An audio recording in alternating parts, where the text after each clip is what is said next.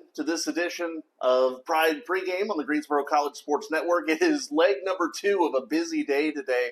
A full disclosure, this is pre-recorded, so women's soccer is over. We'll talk about that game when we go back live here in a little bit, but as we get you set for this game, I'm Kendrick, he's Steven. We're ready to go as Greensboro College men's soccer taking on North Carolina Wesleyan. And Steven, much like the women's game earlier today, the men's team is in a win-and-you're-in situation. That's not the only way they can clinch a spot in the USA South tournament, but a win would guarantee them their first spot in the conference tournament since 2022. Yeah, that would be a big accomplishment. These last few years, it's been a little rough. But man, Coach Weinshank has come in, brought a lot of great kids in, and they've certainly upped the level of play for Greensboro men's soccer. It's a lock into the tournament spot after the last couple of years would certainly be an accomplishment. Now, obviously for them, they want to go as far as they can go. But I think just for this program, just being able to make the tournament and the year that they've had with a winning record after the last couple of years, it's just a complete turnaround within just a year. With just winning a couple games last year and having a great record this year, being very competitive in conference play. They got 2 tough opponents, though. We got NC Wesleyan and then William Peace next week. So still got some work to do. But if they can clinch, it would certainly be an accomplishment. More wins this year, 7, than they had the last 3 years combined, which was 6. So obviously that tells you a lot about the turnaround this team has had this year. A lot of it has been due to Gustav Omen with his 8 goals this year, Kalle Hermansen with his goal-scoring ability and his playmaking ability. Unfortunately, Omen injured in the last game. Kalle Hermansen's been out with illness, and we've not yet checked in with Coach Weinshank as far as the availability of both of them today. But let's talk a little bit about, A, what they bring to this team, and B, what are they missing if they're not able to go today? Well, they bring a lot of versatility, and they bring a lot of athleticism, and ultimately, like you said, they bring a lot of scoring ability, which is what you got to have to win games, right? You can't forget about other guys, too, like Jay Diana. Sergio Garcia Barrios has had a great year as well in terms of goal scoring. Mika Riddell scored twice in the last 3 games. Yeah, Mika's had a great year. So, but like you said, not having those 2, it takes away 2 scoring options. So makes it a little bit easier for the NC Wesleyan defense to kind of key in on a couple of players as opposed to maybe having the game plan around 4 or 5. You talked a little bit in the past about how this has not been – the last 2 or 3 years have not been great for Greensboro, especially offensively. They really struggled. I think last year they scored 11 goals during the course of the whole year. They've scored 43 this year, and they are just outside the top 10 in all of Division III in goals per game at 2.87 this year. That's first in the USA South. We'll talk a little bit about just kind of the offensive transformation of this team.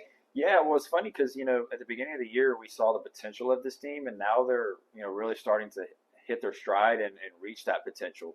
There was some kind of throughout the early in the year, middle of the year, there would be games where it looked really good, games where it wasn't as good.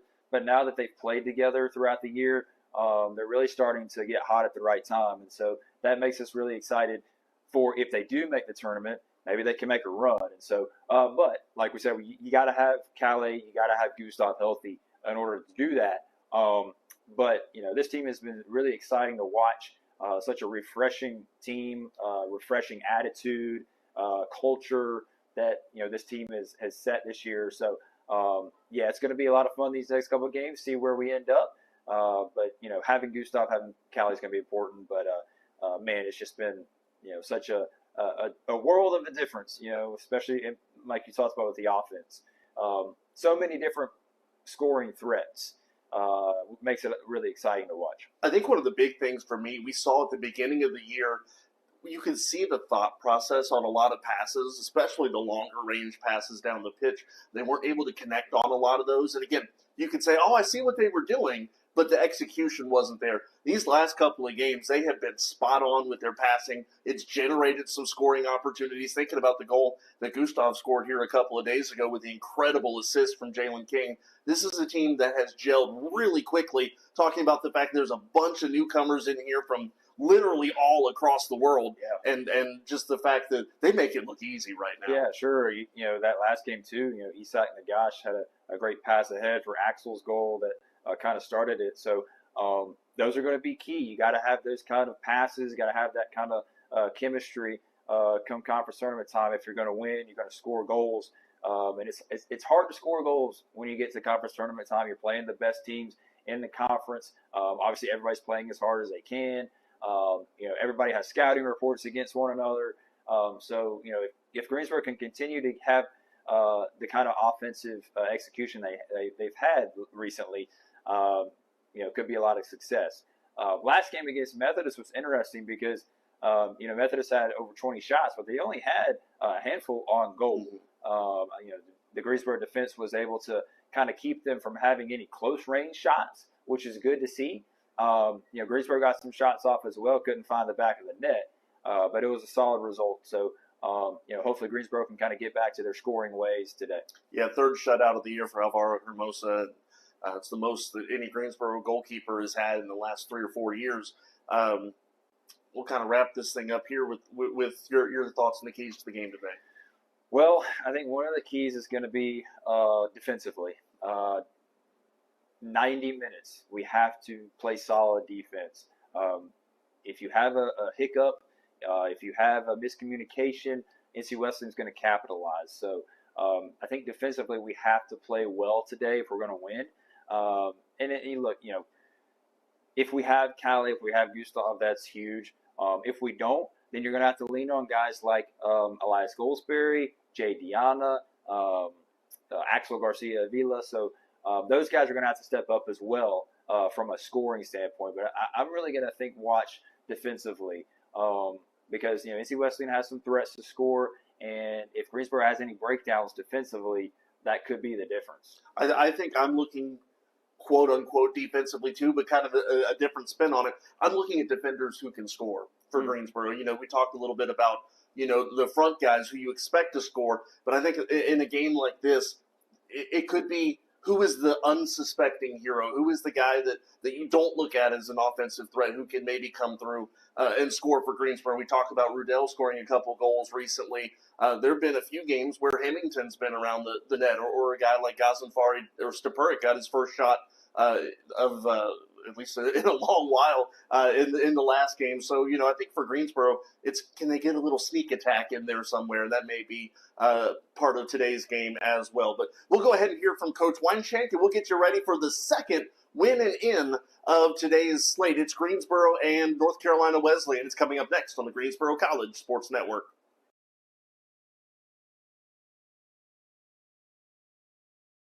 Pride pregame show continuing. I'm joined now over Zoom with head coach Jake Weinshank. And Coach, big match for you guys this weekend. And obviously, as the pregame show goes on, as the broadcast goes on, I'll continue to kind of keep everybody aware of what the tournament scenarios may be. But very simply put, a win does a lot for you guys today. Yeah, absolutely. A win would put us in good position to make the conference tournament for the first time in a number of years. Something that's been a program goal for us. So yeah, definitely an important game against one of the, at least in the last couple of years, perennial powers in the conference. Me through your match this past Saturday. You guys fought to a hard-fought decision on the road. Yeah, Methodist has managed to get a lot of draws this year in conference. Definitely a hard team to break down. A team that has some really good players on the ball, that defends really well as a group. So going in a hostile road environment and getting a draw, we were relatively pleased with. A draw is never the ideal scenario, but I think to go on the road and get that result, I was pretty proud of the boys. And just in terms of our execution and our togetherness on the field and the way it looks, I think there's been massive improvement from even the first conference game to what we did against Methodist. Now, Coach, for the last couple of weeks, whether it be an injury bug or whether it be, various illnesses and stuff, you've not really been at a full contingent of your guys in a while. Tell me a little bit about what that experience does for some of your reserve players, your role players who had to take a bit of a bigger role. How does that help them down the stretch? Yeah, I think it's natural at this point of year to have some bumps and bruises, some guys out. I think we've been a little bit unlucky. It's been a couple of sicknesses throughout the year that we're still dealing with a little bit. But yeah, the guys who stepped in did an amazing job. They were ready to go. I don't feel like the level dropped at all from the players that came in as reserves in the match and the guys who started who don't normally start matches. Particularly speaking about, and I've been upfront with my team about this, what Eddie and Juan were able to do in the midfield as a 6 and 8 for us was just amazing in the last two games. Playing full 90 minutes in tough matches where they had to defend a lot in moments. But beyond even them, like everyone's come in and done their role and been really together on the field. It's been really fun to see as a coach and see that maturation of the group. And yeah, I'm excited for the guys, and I think that now we can be more confident when, a little deeper when we bring subs on the field that they've been battle tested and are ready to step in and raise the level in moments. Well, last year, Coach, and I know you weren't here last year, but the team only scored, I think it ended up being 11 goals during the course of the year. This year, you guys are approaching 45 goals and nearing the top 10 or right around the top 10 for most goals in a single season by a men's soccer team here. And although you weren't here for last year, that's quite a turnaround. What exactly, what did you feed these guys on game day? Yeah, I mean, we just came in with a plan of attack, we stick to it. And the guys have really done a good job of buying in and be really aggressive and developing their games as the season has kind of progressed. New players have come in and been massive difference makers for us.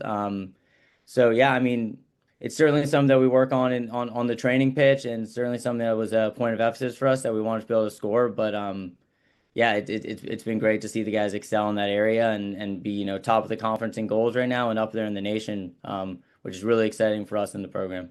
Yeah, 2.87 goals scored per game, just outside the top 10 in all of Division III right now. And obviously, when you're able to get that kind of success, pair it with the great goalkeeping you've had this year, it translates into wins, right? And you guys have more wins this year than the program had the last 3 years combined, on the doorstep of the first postseason appearance in the last 3 or 4 years. What does that mean to you personally to be able to have come in here and to gotten the turnaround going so quickly?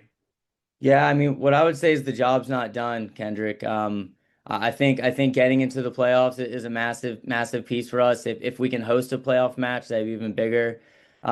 We just want to keep grinding, keep working, keep getting better. We're not satisfied yet with how the season has gone, and we have two more regular season games to still make some noise, and then hopefully a postseason after that to try to stretch our legs and see what we can do in the conference playoffs.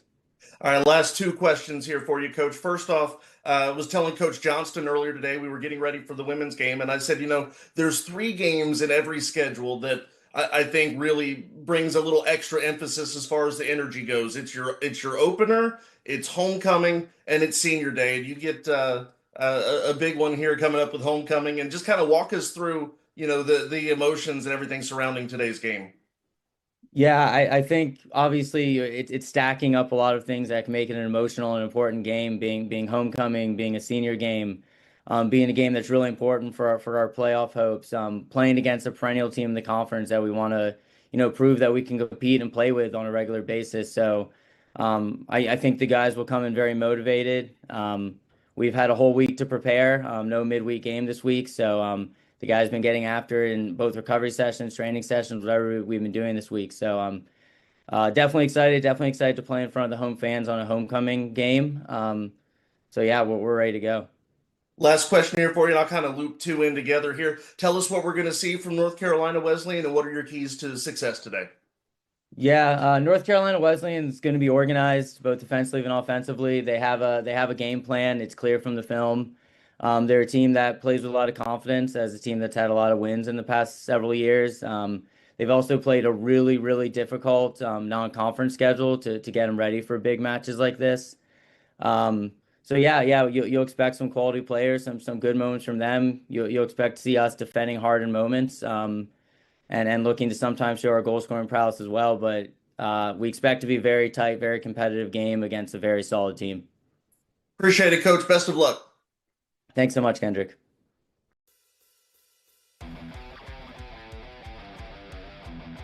They can score early and get momentum. Well, here's an opportunity. A kick there from Axel Garcia Avila, just sneaking inside the left post, and the Pride with an early 1-0 score. Well, All right, you have to do that every time. Yeah, I'm going to do that every.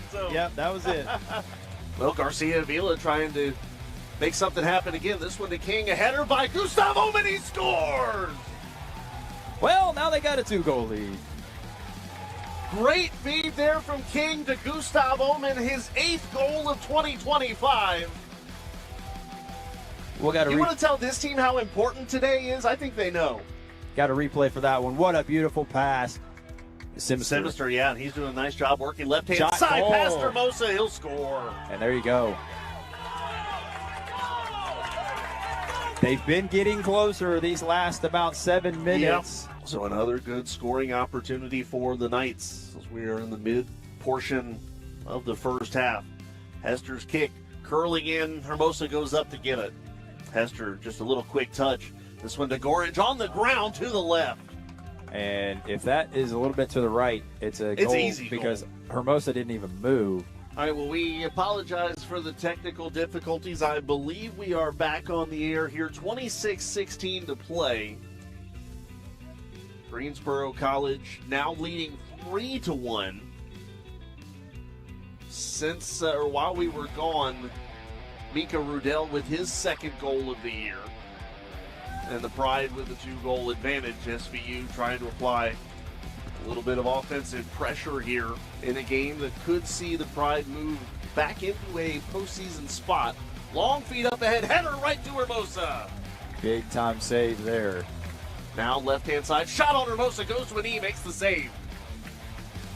Nagash will clear it, and you hear the round of applause from the Greensboro bench marking their approval. This one sent across to the other side. Last-ditch effort for SVU will go for naught. You come into today thinking this is a must-win, and when it's all said and done, they did win. Greensboro comes away with a 3-1 win against SVU tonight. And the Pride, with 3 much-needed points, move back into a postseason spot.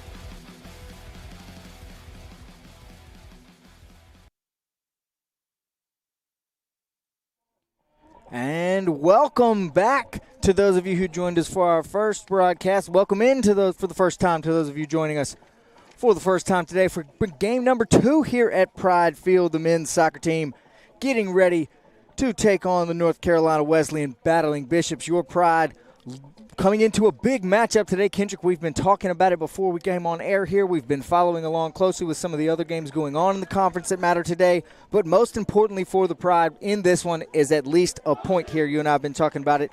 Joining me in the booth as always today, the resident Greensboro College sports historian, knower of all things current involved with Greensboro College sports as well, Kendrick Fruits. Kendrick, how are you today? Fantastic. Women's soccer already got their job done today, punched their ticket, and now we're certainly hoping the men's team can do the same here in the second game. We sure are. Going to need a couple things to break their way in the other parts of the conference as well. We're following closely along with the Southern Virginia game here right now. That one's coming down to the end, trending in a good direction for the Pride. We'll keep you updated and let you know exactly how that one turns out when it goes final. But your Pride are coming in today, coming off of a 0-0 draw with Methodist, a much-needed point in the conference with that one as well. Kendrick, on Saturday, trying to get their first postseason berth since 2022, match what the women did today. A point here today, if Southern Virginia does fall, could result in that first postseason appearance. Sorry, I forgot the word there. Postseason appearance since 2022. The Pride, as if you've been watching along, you're more than aware this is a much improved Greensboro Pride soccer team. Has more combined wins in more wins in 2025 than the previous seasons combined. Coach Jason Weinshank has done a fantastic job with this unit in his first year here, Kendrick. Oh, absolutely, and I think really it starts offensively. You talk about the fact that last year's team scored 11 goals. They surpassed that, I think, in game 3 or 4 this year, on their way to being one of the top offensive units in not just the USA South, but in all of Division III. You look at the rankings, and they speak for themselves this year, what this team has been able to do. So, I think that's huge. I think the fact that the other big thing is they were able to continue from one good goaltender to another. They had Christian Del Cid last year. He's back as an assistant coach. Now they bring in Alvaro Hermosa, who's been absolutely incredible this year as well. Yes, he has. Speaking of Hermosa, he's running on 3 shutouts this season. Second, looking for one more to tie the most in Greensboro College history. Lee Carico in 2022 had 4 shutouts on the season. So Hermosa, as you mentioned, has been an anchor piece for this Pride defensive unit in the box. And then offensively, you talked about the strides that they've taken compared to last year. You mentioned they only scored 11 goals last year. You only have to go back to the Mid-Atlantic Christian game here this year to see they scored 11 in that game alone. So a much improved Pride offense so far here as we get ready for an exciting USA South Conference action. Greensboro leads the USA South Conference in goals per game. You were talking about that top offense in the conference, Kendrick. 2.86 goals per game, 43 total on the season, and is second in scoring margin in the conference. Gustav Oman tied for third with 8 goals. He comes into today looking to put another one in the back of the net and move up further in the conference. And the big thing about that, I talked to Coach Weinshank about it the other day. Gustav injured near the end of that Methodist game. He told me he is cleared to play. He may wear some extra gear around the head area, but he's got it on right now. I'm looking right at him. As a matter of fact, he looks like early 2000s Rip Hamilton, if we want to talk a little bit of basketball here. But I'll tell you this, too, with it being senior day today, when you talk about how impressive this young team has been, they're only graduating 2 seniors, Leo Cardona and Evan McClooney, the 2 that are being recognized today. But otherwise, I mean, this is a team that most of what you see on the pitch today, you're going to see again next year. And that bodes very well for first-year coach Jason Weinshank, like we said. Speaking of on the pitch, Kendrick, this Greensboro team has come out firing most of the year. No fast starts has been a theme for this Pride defense. Allowed just 9 goals in the first half all season. Pfeiffer loss was the only time allowing more than 1 goal in the first half. That speaks to Hermosa and more to the rest of this Pride defensive unit as well. Absolutely. And much like the women's team that we just saw, the back line of this team has certainly been a strength this year. Gazanfari, Stepurik, Mika Rudel, they've all done a fantastic job on that back line and helping to provide that extra layer of protection in front of Hermosa. So, I think one of the big keys today, obviously we talk about the offense, but you can't have a good offense without the defense doing what they do. And the defenders in that back line for Greensboro have been exceptional this year. Absolutely. We talk about Greensboro. Now let's switch over to the team coming to town today, the North Carolina Wesleyan battling Bishops. They come in 3-1-1 in conference play, 6-8-1 overall, 3 points ahead of the Pride in the conference standings, 10 points for the battling Bishops, 7 for the Pride. So a chance for maybe tie that up today if the Pride can steal a victory away from North Carolina Wesleyan, a team that's been good, kind of been a bit of a booger for this Pride team coming in, outmatched in recent history between these two, but a chance for Coach Weinshank to get a good showing here at home against at Pride Field in his first matchup with the battling Bishops. Yeah, NC Wesleyan just had a 4-game streak snapped against Christopher Newport their last time out of the non-conference match. But, it's a team that scored 20 goals this year. They're not going to blow you away offensively, but much like Greensboro, they've gotten some I will say that if you look at the 2 goalkeepers, you would give Greensboro the edge for sure. In that category, you look at like Jacob Westermark, for example, only 61% the save percentage this year. And you go down the line of games, when they lose, they're relatively close contests. It's, only 1 loss this year, I would say the 4-0 loss on the road at Catholic is really the only match that I'd say they weren't in this year. So this is a North Carolina Wesleyan team that is experienced in playing close matches. They know how to hang tough in some games. And, for Greensboro today, I don't think that you're going to walk all over this team. This is going to be a battle. No, absolutely. And they come in a little experienced as well. They come in, but if you look at some numbers, as you were mentioning there, some percentages. Hang on, I got to interrupt you real quick. Another goal for Pfeiffer with 1 minute to go. So the Falcons are going to defeat Southern Virginia, which means Greensboro just needs 1 point in their last 2 matches to secure a postseason spot. Yep, and that actually bodes well for North Carolina Wesleyan as well. They sit ahead of both of those teams in the conference standings, so Southern Virginia taking that loss means a little bit to them as well, but more importantly for the Pride, now just 1 point either today or Wednesday. Still one more chance after this to get that point But you got to think, if you're Coach Weinshank, you want to go ahead and get that out of the way here today at home on Senior Day, homecoming weekend, in the middle of a triple header here on the Greensboro Pride Sports Network. Yeah, it's been an absolutely huge day so far, and a bigger day still to come. Imagine what the atmosphere would be like if all three teams come away with the victory today. All I'm going to tell you, Vance, is every now and then you get a whiff of somebody firing something up on the grill, and I'm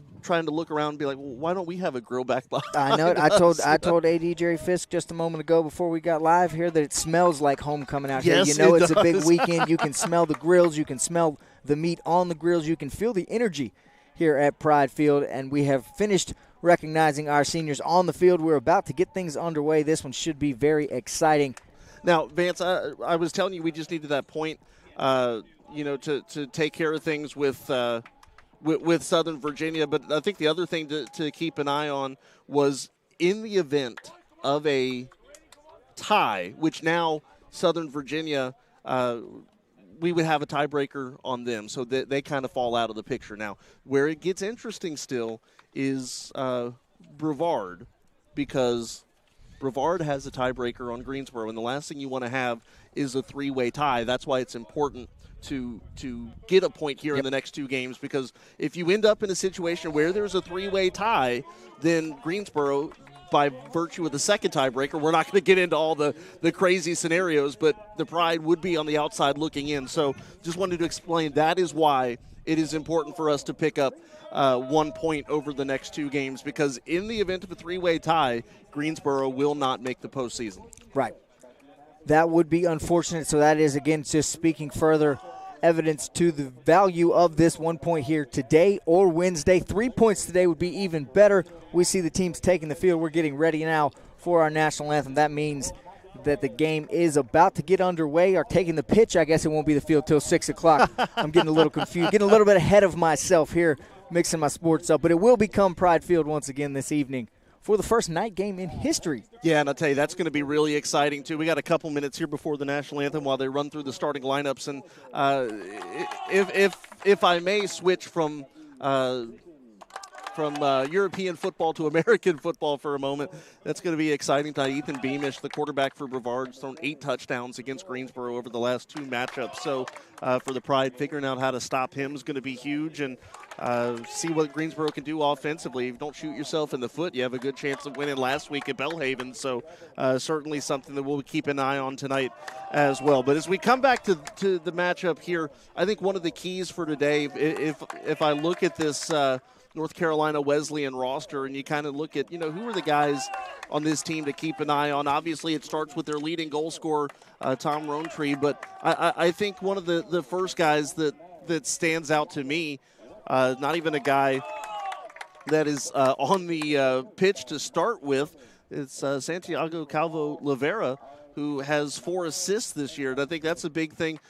He and Rodriguez and it's not so much the goal scorers on this team, but to me, it's the guys who set up that with that pass to set up the goal scorers, because sometimes Greensboro has been caught out of position defensively. So for me, it's about the guys with the pass before the shot attempt, and for Greensboro being able to kind of see where those passes are going, I think goes a long way for Greensboro to be strong defensively today. Yes, I absolutely agree. And you can see now the starters are on the field. We'll go over those starters, starting with the visiting Battling Bishops. Number 4, center back Quarantin Solitaire. Number 5, left back David Gossens. Number 6, center back Dan Post. Number 7, right back Joel McGinnis. Number 8, center midfield Jordy Rodriguez. Number 9, center field Tom Rowntree. Number 11, center mid Mohammed Malkalo. Number 31, junior Israel Monsanto. Number 50, senior Mikkel Christensen. Number 60, center mid freshman Jaden Delos. And number 99, in the different jersey, Jacob Westermark, going to be in goal for the Battling Bishops today. And now for your Greensboro College Pride in goal. Well, we'll get the starters after this national anthem happens real quick. We'll tell you the Pride starters. We'll be right back.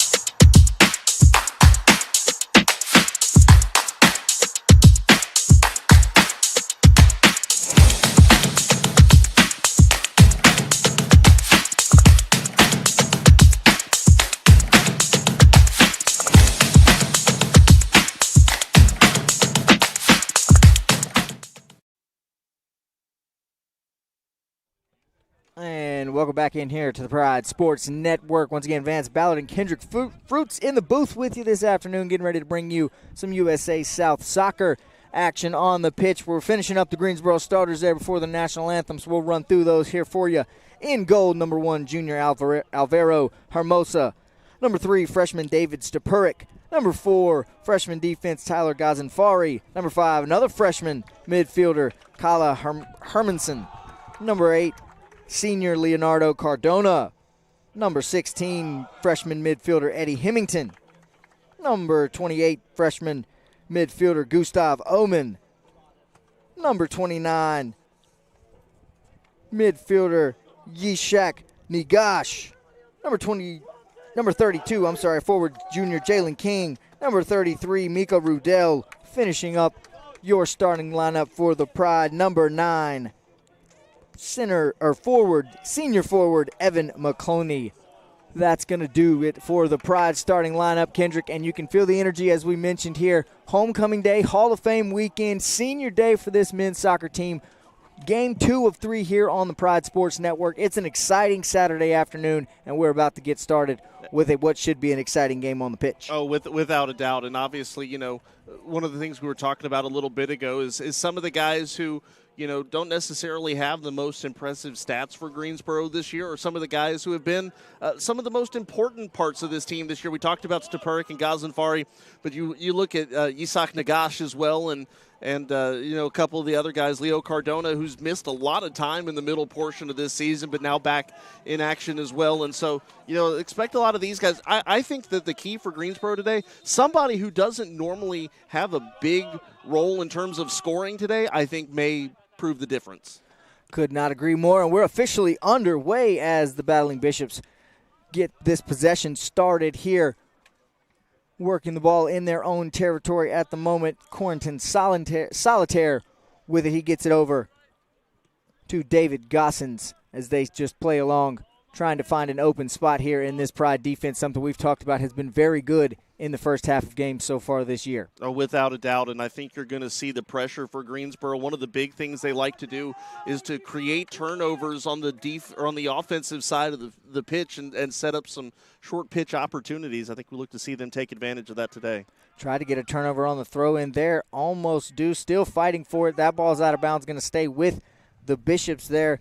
That was Eddie Hemington fighting for the ball with the Wesleyan offensive player. They'll throw it in now on the Greensboro side of the pitch, but this one's cleared out, headed towards Oman. Just unable to gain possession. Stays with Solitaire and the Pride. Back towards goalkeeper Jacob Westermark. Bishops moving it across the field now, just trying to find any lanes they can to get it on their side of the pitch. This time they're going to do it. That ball is thrown down to Gossens over the left side. Nice defense there by the Pride. Good takeaway there from McClooney. And Evan McClooney gets the Pride a possession as Nagash is going to throw it in for Greensboro. Nagash clears it out. That one's kicked out of bounds, goes back to the Bishops there, but it does put them back on their side of the pitch as Westermark will get things started on a throw-in from Solitaire. Vance, another guy that I'm looking at today is Kale Hermanson. He's a big goal scorer for Greensboro as a freshman this year, but he's missed a couple of games due to an illness, and now he's back in the lineup today. Curious to see about the stamina. Is Kale full steam ahead, or are they going to have to be careful with his minutes today? Well, so far in this one, just 3 minutes into the game already, Hermanson is moving very well. He's on the ball trying to get on the ball right now, as a matter of fact, as Macalo throws it across the pitch to Gossens. Gossens trying to find a man there. Bishops try to take possession. Good defense by the Pride. That was number 50, Mikkel Christensen, running down the field. Got just behind the Pride defense. Yeah, beautiful. That one's cleared out. Now it'll be a throw from the right side. Beautiful pass down to Christensen. A great job there by Greensboro defensively to get that one out of the way. Yep, Bishops going from our right to our left. Greensboro going from our left to our right as we sit. Ball is in the Greensboro side, but I think we've got a handball maybe, and that's going to be a turnover, and Hermosa will send it into the Pride offense now. gets things started as Greensboro tries to find a lane. Stepuric gets it to Nagash now, who finds McClooney. Gosson's fighting with McClooney. Now McLeod does it. And that one will stay with Greensboro.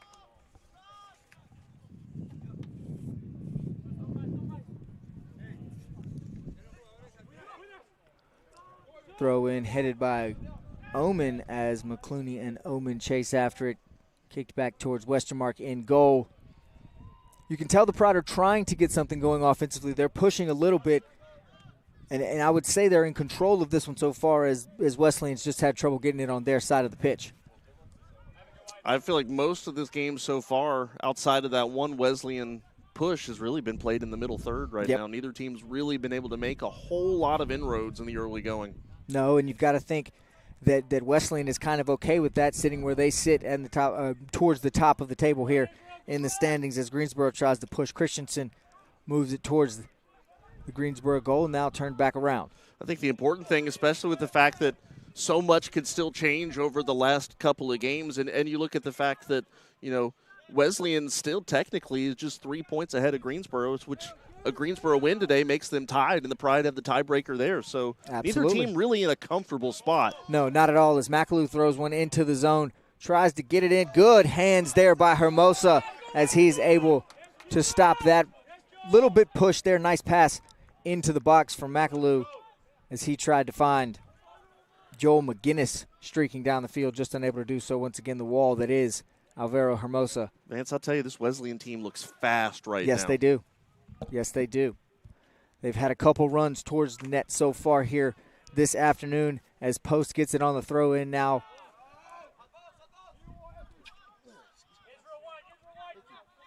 And Solitaire with it now, trying to cross midfield. He does. Gets it up ahead to Montesanto for his first touch of the day. Now McAloo with it, pushing, but turned it over. Greensboro back in possession. That's going to be Hemington with it, moving, looking for a teammate. He's crossed midfield. He's going to try to throw it towards the net. Omen's got it now at the top of the box. He's going to fire off the left foot just wide of the uprights there. Not yet. Still got to wait till 6 before we play that one, Gustav. But a good chance for the Pride as they push down the field here, trying to get the scoring started. 39 minutes to go in the first half. Vance looking down at the Greensboro bench right now, and looks like no Elias Goldsberry today and no Juan Medina Beltran either. So certainly we'll see if that provides some issues for them from a depth standpoint today. Yep, as Montesanto has it now, and he tries to push forwards for the Bishops. Left back now for Jordy Rodriguez, who moves it up to Christensen. Christensen, a name we've said a lot. He's a big ball toucher for these Bishops so far today. Has not scored yet this season, but has had the ball on his foot a lot here as now Nagash has it for the Pride. Lets it go, and that'll be a throw for Greensboro. Also interesting not to see Jay Diana out there in the starting lineup as well. Diana has started 11 of the matches so far this year. He's appeared in 14 of them. I'm sure we'll probably see him at some point today, but like you said, Kendrick, interesting not to see him in the starting lineup. Dan Post with it now. He's going to shoot towards the net, but that's just wide on the left side. Hermosa was there if it was coming in his direction. Another chance for these Bishops as things start to pick up a little bit offensively from both teams here. Yeah, they're making him work right now a little bit. Hermosa, one really good save, and you can tell he's had to be on his toes in the early going. Hermosa getting ready to send it off towards the Bishops' end of the field. The Pride going to try to make something happen on offense here now. Hermosa's free kick or goal kick headed by McAloo onto the foot of Christensen now as him and a Pride defender fight with it. That's Stepuric trying to take it away, turned it over, and now here comes McClooney with it as Greensboro tries to push. Good defense there from Gossens. McAloo with it for Wesley. Back onto the foot of Hemington as it's turned back over to the Pride now. Gossens pokes it away. So, Vance, a little bit of housekeeping. That earlier one, not a save by Hermosa. It was a pass going across the box that he intercepted with his hand. Okay. Well, benefits of being a goalie, you can do that with your hand here in this sport. As Cardona tries to get something going for the Pride here. That ball sent down the field in the direction of Jalen King. But but it goes out of bounds, and that will stay with the Pride. They'll have a throw from the left side. Into that Wesleyan third now they go here, trying to capitalize on what will be the second opportunity, just the second opportunity here, 9 minutes into this game. 36:44 on the clock in the first half. Throw in towards the box there, off the feet, still bounced around, nobody's gathered it yet. Now McClooney's out to get it for the Pride. He's got two defenders on him once again. Saved nicely there by the Bishops. Monsanto with it. That throw-in will stay with Wesleyan. Gossens will do the throwing.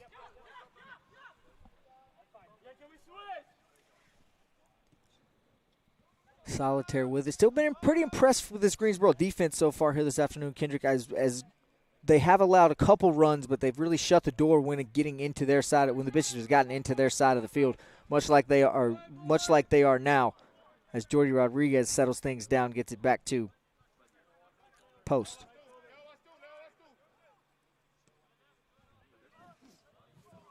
McAloo over to Rodriguez, back across the field to Solitaire. Staying in that middle third are the Bishops as they try to find something. Nice slide there by Nagash to send that one away as Christensen tried to make a run towards the net.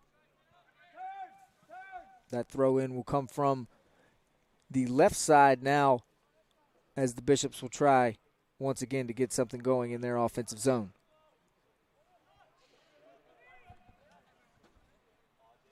Jaden Delos with it now. He tries to cross it into the box there, just out of the reach of Tom Rowantree, and the Pride get a good clearance, but it'll be a throw for Wesleyan. Yeah, good footwork by the Battling Bishops over there on the far side. They definitely seem to be a little quicker than Greensboro in the early going. Yes, they do. A little more spring, a little more communication here, but as I said, it's kind of a bend don't break defensive strategy so far from the Pride. Not sure if that's something they want to continue or go forth with in this game, but it's worked so far here. Now 34 minutes on the clock in the first half. Post will get things back started for the Bishops. He's got it over to Solitaire now. Gazanfari on the defense for the Pride. And that ball is going to stay. No, going to change possession. It's going to be a goal kick for Hermosa. Nice defense over there from Tyler Gazanfari. Another freshman on this field, on this pitch for the Pride. Several of those here this afternoon as we talked in the pregame about the youth with Coach Weinshank's team. Just two seniors once again here on senior day. So a lot of returners, like you said, Kendrick, a lot of who you see on this pitch right now is who you're going to see for a good little bit here in the Pride green and white, as McClooney's unable to make anything happen there. Good defense from David Gossens of the Bishops. Wesleyan now trying to get something started from their end of the field. Solitaire and Rodriguez play a two-man game with it, trying to move it up the field. Rowntree with the touch as well now. Rodriguez goes all the way across with it to Solitaire, who is across midfield now and finds Monsanto. Like you said, Kendrick, this Bishops team really enjoys working this middle third until they can find something, until they can make one of their runs, a couple of which have been open here this afternoon, unsuccessful, as now Christensen's got to run. Nagash is there to cut it off, though. Good defense by the Pride. Back towards the middle to McAloo. Two Pride defenders there. That was Hermosan and Hemington there. Turned the ball over. Cardona tries to send it ahead to Oman, but could not get it through. Got to tell you what, I am impressed with Christensen right now. He's really shown good vision, and he keeps his head up even when the ball's coming to him. He kind of can survey the pitch and know, what am I doing as soon as the ball comes to me. Yep. Senior Mikhail Christensen has played in all 15 games so far. Just his third start of the season, but does have 3 goals for this Bishops team, so he's someone to keep an eye on as we've seen him make a couple runs. He's got some of that speed you were talking about from this Bishops team as well. McAloo sends it across to Rodriguez on the right side as the Bishops have reset now back on their end of the field, crossing over, trying to make another push. Dan Post with it now as he sets things up wearing the captain's band around his arm for the Bishops.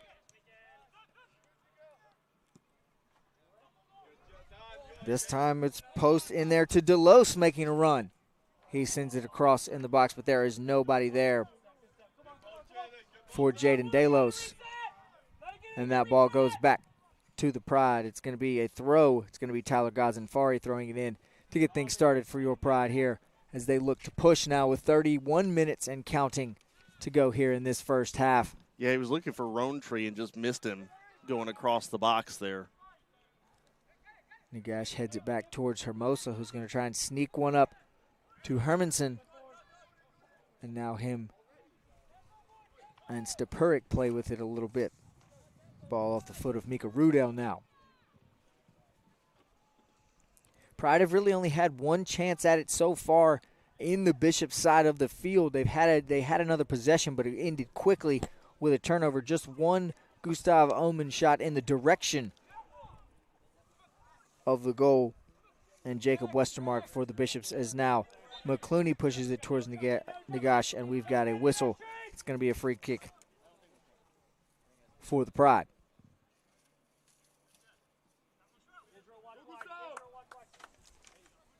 Eddie Hemington getting things back going now as Greensboro is on the Wesleyan side of the field. You'd like to see this offense stay on this end of the pitch for quite some time, for a little bit anyway, and get some chances on offense here.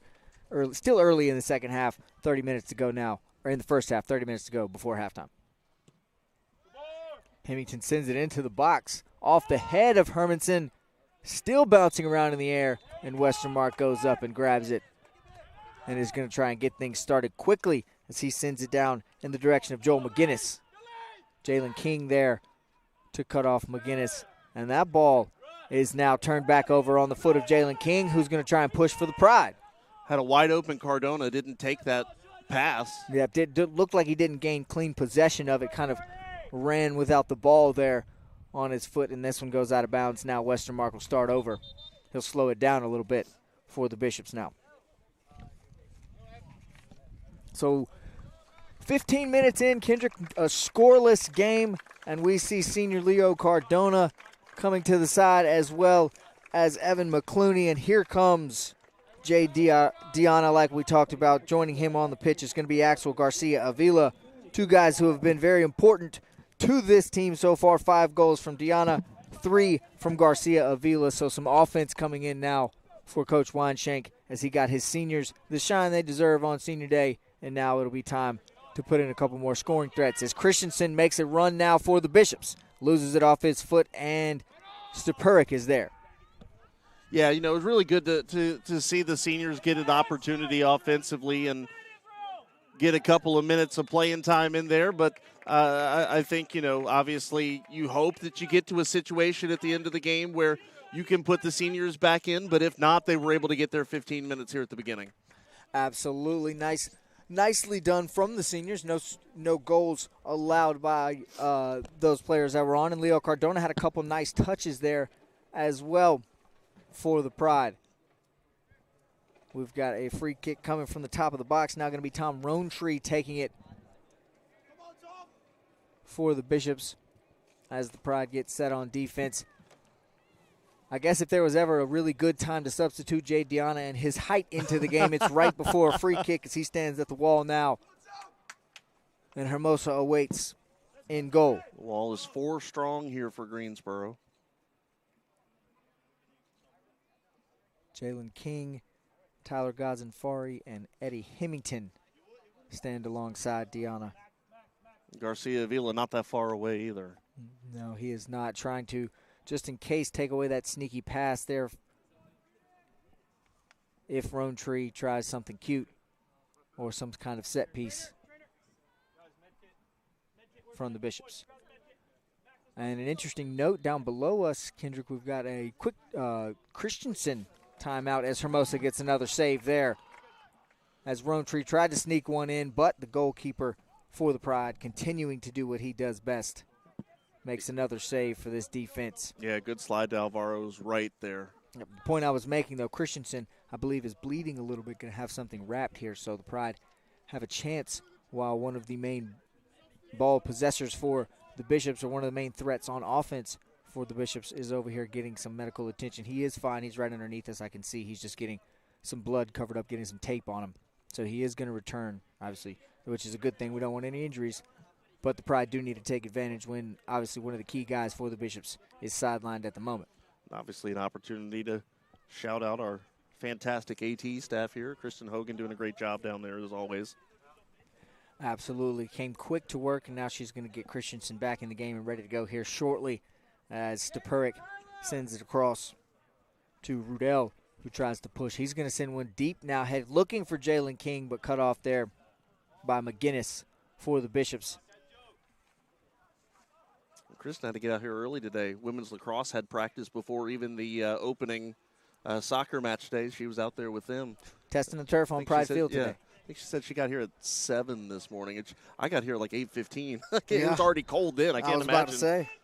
Hadn't even begun to warm up yet by that point. We're still, I wouldn't call it a warm day by any means today. Which, normally, Vance, I give pregame weather when we started, and I failed to do that. Let me pull that up real quick. Speaking for those of us that are in it, chilly. 60 degrees. It says a wind at about 3 to 5 miles an hour. It feels a little, I don't know, just a... Yeah, it's still, but when it blows, you can definitely tell. Yep. But it's not constant, that's for sure. Eddie Hemington sends this one into the box, but we've got a whistle as Christensen will return. All taped up, good to go. No more blood coming from the left shoulder of the attacker for the Bishops. Hemington will once again start us off and get the Pride back in action offensively.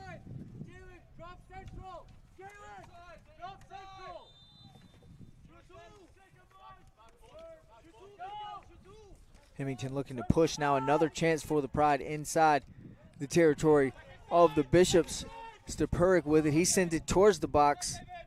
Westermark's able to catch that one like a pop fly in center field. And the Bishops will take back over.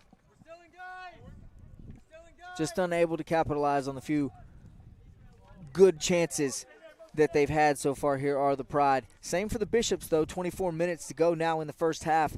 And still zeros on the scoreboard. I don't think just one really shot on towards the goal from the Bishops on that free kick there. The Pride haven't had any opportunities near the net yet. Gustav Oman did take a shot, but was not on goal. Monsanto can't quite come up with it cleanly, and Nagash is there to cut him off. This pass outside to Gossens now. And that one's sent towards the net, but just high. That's good. Later on tonight, that'll be 3 points coming off the foot of Jaden Delos. A hard-kicked ball there, so that's something to keep an eye on. Delos, another one of those attackers for the Bishops.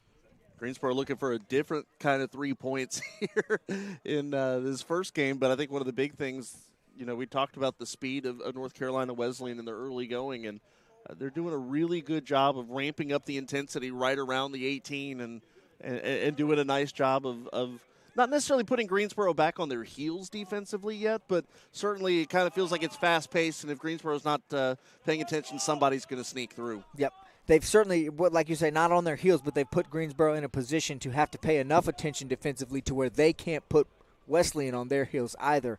It's been a productive game for the Bishops so far, as now Dan Post has it, trying to make a move. He's going to send it towards the box, but cut off nicely by Rudell there. Certainly feel like Greensboro's had to play more defense than offense here in the recent going. Post with it once again. Monsanto and Nagash going at it. Nagash has been good cutting off those lanes, trying for any Bishops to get any runs at it. Nagash has done well cutting those off, not allowed that to happen on the defensive end of the field today. He's been an important piece of this Pride defense all season long for Coach Weinshank. Garcia Avila. Nice cutoff of Gossens there. Post gets it back out to Solitaire. And Rodriguez will reset all the way out at midfield. He works it into Delos now. Jalen King comes over and tried to get a turnover, but it'll be a throw to the Bishops on the far side of the field from where we sit over here. Once again, Wesleyan going from our right to our left. Your Pride traveling from our left to our right. Christensen tried to, but couldn't get anything going. Now the Bishops are reset with Solitaire at the top. Kyle Hermanson moving very well. As you mentioned, he's missed 2 games, but so far through just under 25 minutes in this first half, he's looked pretty good. He seems healthy, like it's not going to be a pitch count or a minute limit like you mentioned for Hermanson today this afternoon. And Roantree will get things started. Nope, he'll switch it off, let Jordy Rodriguez try and set up some offense here for the Bishops. Barking out orders now, sending it in, trying to get something started. Good defense there by Mika Rudell. Hermanson sends it closer to the top, but Post is there to take it. All the way back into the Pride offensive zone as the goalkeeper Westermark will reset. And him and Post play a little 2-man game as Garcia Avila puts the pressure on. Football tailgate starting to pick up here for those who are electing to not come and watch soccer. You hear the music and see all the grills getting fired up over the way. And we're starting to get fired up here. Yes, waiting for this offense to come alive for Greensboro, but right now the defense doing a good job. Yep, Christensen with it on his foot now for the Bishops as he looks for an open man. Nice defense on the far side by Jalen King there as the Bishop was trying to make a run into the box, just unable to do so. King cut him off nicely. Garcia Avila trying. He's in a foot race with Post. Post is going to win that one. And it'll be Westermark now. Rodriguez coming down the right side. And Mika Rudell again there to cut it off. This time it's on the foot of McGinnis. He sends it over to Monsanto, where Negash cuts him off.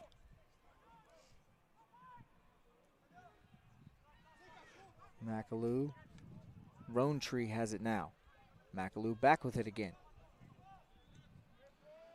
It feels to me a little bit. And this one sent towards the goal, but that's going to be way over the top of everything. And that one will go out of bounds, be a goal kick for Hermosa. He'll try to send it back to the Pride offense. It feels like up until Wesleyan starts to push in on the Greensboro defense a little bit, it feels like Greensboro's got a little bit of a cushion. They're letting them pass around the perimeter. They're willing to give up some of those passes and give up a little bit of an inroads up to a certain point, and then you see the defense kind of steal up a little bit. Yeah, I was thinking the same thing right here in this middle third that you've talked about Wesleyan working hard on so far in the early goings here. They're a little lenient when it comes to the passing around in the middle third, but they do tend to tighten up. They have done so nicely in terms when it comes to tightening up the defense, getting into their own zone and near that 18, like you say, where Wesleyan's done a good job of ramping things up. Solitaire tried to send it down towards Roantree, but could not do it. Negash is there. Hermanson will clear it out. Good feed. Looking for the flag, and Omen is going to be called offsides there. They're not going to call. Jay Deanna thinks it's on him, but I was watching. It is going to be an offside call on Omen. Great feed from Hermanson off of his foot. Omen just a bit behind the defense. And Coach Jake Weinshank obviously is voicing his displeasure as well. Yes, he's not happy about it. And the only reason that I guess can agree with it is because I was sitting. It happened on the 45-yard line if we're talking football again, and I'm sitting at the 46. So McAloo with it now. Hemington fights hard for it. I've been impressed with a lot of these freshmen so far. This is my first time seeing this soccer team in person this season, and I've been very impressed with the play of these freshmen so far for Coach Weinshank. You know, they grew up fast this year, and obviously the job's not done, and they know that, but certainly bodes well for the future of this program. Absolutely. Roantree with it now. 18 minutes to go before halftime. Monsanto trying to find something for the Bishops. He's got McAloo at the top of the box. Back inside to Monsanto. Great defense by the combination of Negash and Hermanson there as they're able to work a turnover back into the possession of the Pride. Deanna trying to move it upfield now. He's streaking down the right side. Sends a nice one past Solitaire, but Solitaire is able to get back there and get it to his keeper for a clearance. You know, I think what you do see here is the veteran North Carolina Wesleyan. You kind of see where some of that veteran savvy comes into play, and then you just see some of the youthful talent of Greensboro. Not saying that the Wesleyan doesn't have that, but that's kind of the way I would describe the difference between these two teams as far as who they have on the pitch right now. And this one's out for a throw to Greensboro. Stepuric and Rudell will get things reset for the Pride offense back on the other side of midfield as they'll try to send it back in. Negash now with it checked by Monsanto. Tries to find Deanna, a little one-touch back to Nagash, but Monsanto is there to take it for the Bishops. Solitaire tries to find Rowntree running in, but again, that defense of Mika Rudell, he's been everywhere on the defensive end this afternoon. He's been cutting off passes into the box. He's been on the right side, the left side. Very impressive performance so far from another freshman, Mika Rudell. He's played 12 games so far this year. He's got 2 goals as well from his defensive position. So, a big threat. Jay Deanna was wide open here on the near side. Greensboro could not get a crossing pass to him, though. No, it'll be a throw back to the Bishops. Deanna trying to race McAloo to it now as McAloo one-touches it over to Gossens. Looks like Ori Edry about to check in for Greensboro. I believe that's Goosens. I apologize. Beg your pardon there. Rodriguez now. Goldsberry as well. I think I said earlier that he didn't look like he was available today. He had a sweatshirt on.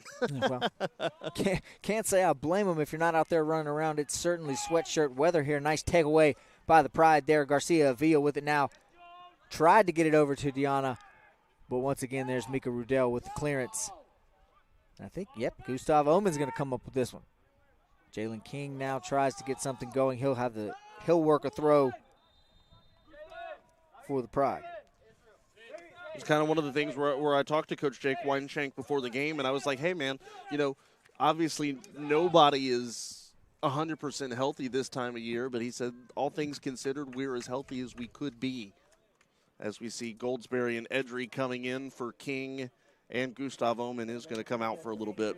Yep, Jack Mudd and Santiago Calveo Rivera come in for the Bishops, a name you mentioned in pregame there. Calveo Rivera is somebody to keep your eye on for this Bishops team. He's been a big threat.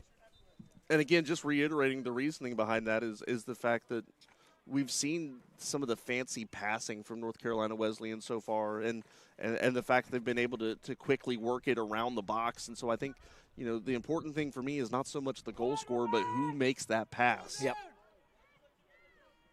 This one's worked into the box. Here's Hermanson, tried to poke it in there. That's off the chest of Westermark, though. A dangerous one, and unable to make anything happen out of it is Goldsberry as he falls to his feet, or to his backside. Elias tripped up there by Solitaire.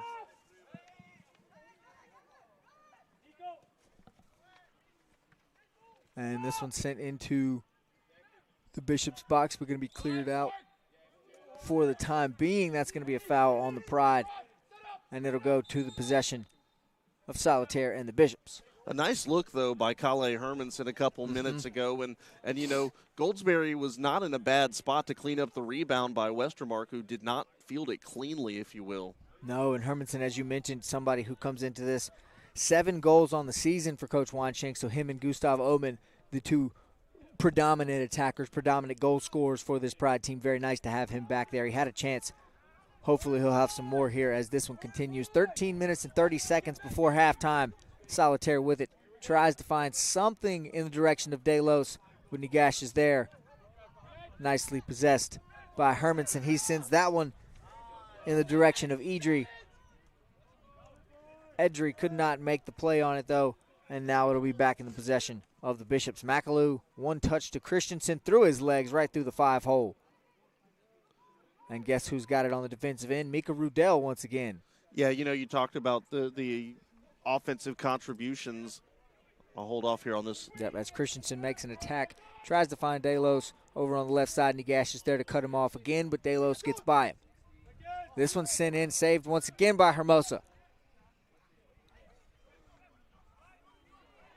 Great save there by Alvaro to go down and slide and kick it away. Ooh, nice little dance move by Jay Deanna there to try and get that in. Tried to work a nice pass, nice through ball to Goldsberry. Elias could not come up with it. He's got it now, though, and so does Axel Garcia Avila. But, yeah, going back to the impressive play of Hermanson and Gustav Omen, you go back to 2017 where Jordy Briseño had 11 goals and Darley Mahindu had 9 goals. You talk about that's the last time Greensboro really had a good 1-2 punch of freshmen. You can add Jay Deanna in there as well. He's got 5 goals this season, too. Yes, he does. And you talked about these freshmen growing up fast. They do and they're doing just that. 3 freshmen, big goal scorers, big offensive weapons, and Jay Deanna just a big fella as he's out there towering over everyone as Westermark gets ready to send it back in. Onto the pitch comes Nicholas Sauta for the Bishops, as well as Felix Axelson. Sautua comes in the game with Axelson for their first minutes this afternoon.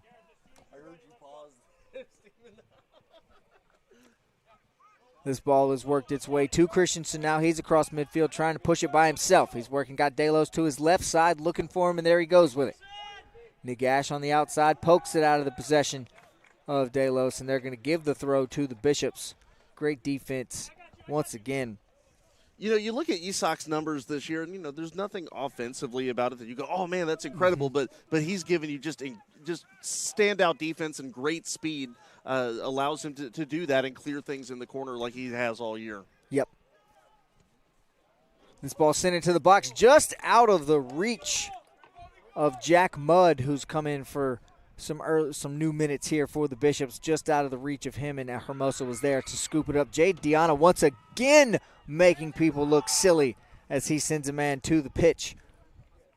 And that one goes out of bounds, still be a throw for the Pride. Greensboro is a very physical team, and we're certainly seeing that so far today. And Ghazenfari working with the ball now as he tries to poke it away. Edry takes it, and we're going to have a foul on the Bishops. Coming up on 10 minutes left in what has been a interesting game. Remember we said Greensboro just needs a point. Yep. A 0-0 tie gets the job done. That'll do just fine. It worked against Methodist on Saturday. It'll work here again this Saturday. And I can smell it, Kendrick. Now I can see it right behind where Hemington is about to kick this ball in play. There's the smoke rolling off the homecoming grills there. And I'm feeling it in my tummy, too. Oh, absolutely. Absolutely.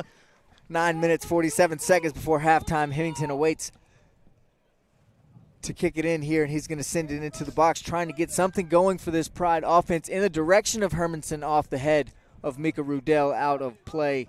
Westermark will send it back Wesleyan's way. Behind us, football team slowly starting to roll in as they prepare to battle Brevard here in about 3 hours and change. Gareth Simers coming onto the pitch for the Bishops now. And hope you brought another jacket for that one. It's going to be a little more brisk for the first night game here in Pride Field history. I got what I got. Delos with it now. Over to Calvo Oliveira. Solitaire. Good footwork there by Hermanson as he's able to poke that away and stop any run that may have come from Wesleyan. Solitaire back to Westermark now. Edry puts some pressure on him. This is what we need to see from Greensboro is providing pressure on Wesleyan's third of the pitch. Yep, that's exactly what I was about to say. I really like when Westermark has it trying to reset, when the Pride puts some pressure on him and make him make a decision now. I really like that development in the Pride defense here now with 8:20 to go before halftime. Over to Jordy Rodriguez on the right side, moving the ball forward now, sending it up the pitch a little bit. Another nice play by Hermanson to knock it down.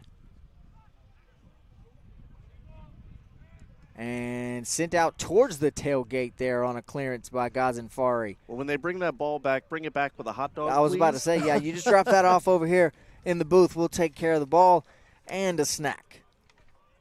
Solitaire with it, trying to set something up for this Bishop offense. You got to think they're a little bit frustrated. They've had some runs, but this Pride defense has done really well locking things up on that end. That was a full-on whiff there by Axelson. Yes, it was, and keep an eye on Eddie Hemington. He kind of stepped on that ball weird there going by it. He's a little ginger on that right ankle right now. We'll see if anything comes of that. Him not coming off the field, not looking to be too bothered by it, but he did come up a little precautious there. Hermosa clears this one out in the direction of Edry. Can't quite make a play on it, though. You know, Alvaro's been so busy today. You look at the stat sheet, and it says 2 saves, but you feel like he's been in the middle of the action, and you said, how did he have 6 or 7 already? couple of those errant shots from the Bishops. That and just their crossing Yeah, passes. I was about to say that cross pass you said he caught in the beginning of the game that wasn't credited as a save. But I guess a catch for Hermosa as Nagash sends that one in the direction of Goldsberry, now picked up by Axel Garcia-Avila. Goldsberry, Nagash tried to find Axel in the middle, could not do it. Good footwork there by the Bishops defense. Solitaire with it now, gets it over in the direction of Salta.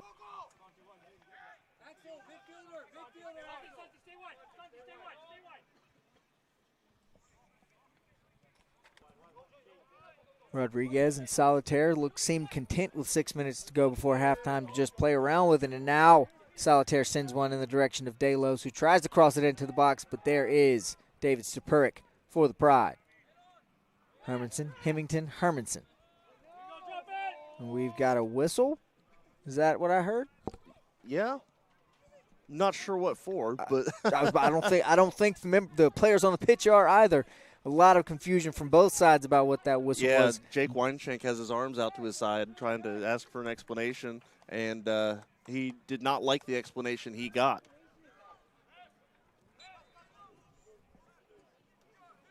The Bishops coaching staff is right below my right foot. They, too, are very confused as to what the whistle was. They're still trying to figure it out themselves. But Hermosa will send it in the direction of the Pride offense. I think what Greensboro was mostly upset about was the fact they were kind of starting to get some momentum up the pitch a little bit. Yeah, Hermanson was about to go on a little run, it looked like, before that whistle. Now Christensen sends it in the direction of Jack Mudd. He's chased by Ghazenfari and Stupuric and sends that one over into the net behind the goal post there to no avail. Another nice run, another potential chance for these Bishops, but once again the Pride defense there. Bend but don't break on that end of the pitch. Yeah, and I don't feel like the defense has gotten enough credit this year. We talk about how good this offense has been and the turnaround from last year to this year, and sometimes kind of lost in that is this defensive unit, but very much a unit to force to be reckoned with. Substitutions for the Bishops. Max Dialazari comes in, as well as Jesper Fornabo. With it now is Felix Axelson, who gets it over to Fornabo. Nice pass there by the Bishops. Ghazenfari fighting over there with Jack Mudd, and that ball is going to be turned over into the possession of the Pride. Yeah, just a nice flip there from Fornebo over the head of a defender. Yeah, he comes in, makes himself noticeable, or makes his presence felt early in his minutes. The big thing here for if you're Greensboro, obviously, it'd be great to tack one on, but I think more importantly, it would be so deflating to give one up. Yep. You're coming up on 3.5 minutes left, and the last thing you want to do is to find yourself down after having spent 40-some-odd minutes here tied. Yep, and not only has it been 40-some minutes tied, it's been 40 minutes of working hard to keep it tied. As we've said a couple times, it feels, and it still feels that way, like Greensboro has spent more time on defense than offense. It feels like they've spent more time defending than trying to go score. So like you say, it would be really backbreaking, deflating to give one up here late with 3 minutes to go before halftime. Oh, it'll be a much-needed break for both of these teams for sure. Yes, it will.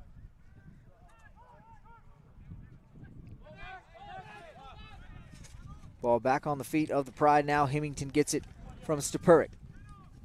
Nagash back to Stupuric. They're trying to look for something here as we are approaching halftime. Hermanson to Stupuric. That was almost dangerous. Yes, it was, and Hermosa tried to clear it up the middle of the field, and he'll just pick this one up and reset now. That was risky business there for the Pride, but no harm done as it's still a scoreless match here. 2 minutes and 25 seconds to go before halftime. Greensboro's got to get it out of this defensive third. Now they do and send it back in, but all of a sudden you see Wesleyan starting to apply some pressure there. They were trying to force a turnover and have a short pitch to work with. Jay Diana keeps possession for the Pride, and Ghazenfari throws it off the back of his head there. Not something you see every day, as Diana was streaking on the throw-in. Ghazenfari hit him in the back of the head with it. That'll make it a Wesleyan possession, and Westermark trying to get things started. Sends it back to Jordy Rodriguez on the right side. Rodriguez moving forwards now. Gets it up ahead to Diaz El-Ziardi.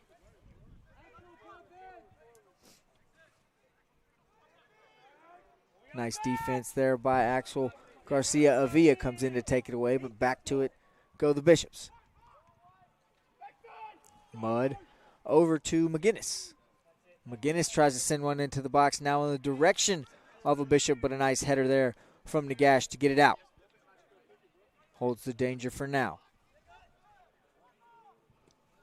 Forney-Bow sent it to Simers. In the box now, Ghazenfari with it. He'll try to clear it out and does so successfully. 1 minute left in the first half. Solitaire and Rodriguez try to reset for the Pride. Defensive pressure applied by Edry there. Now Deanna, now Hermanson applying some defensive pressure. Greensboro's going to have to weather the storm here. And we've got another stoppage here, another whistle, another foul on the Pride there, as we'll have a free kick. Wesleyan has ramped it up here in the final 2 minutes. Now sitting at 42.3 left on the clock.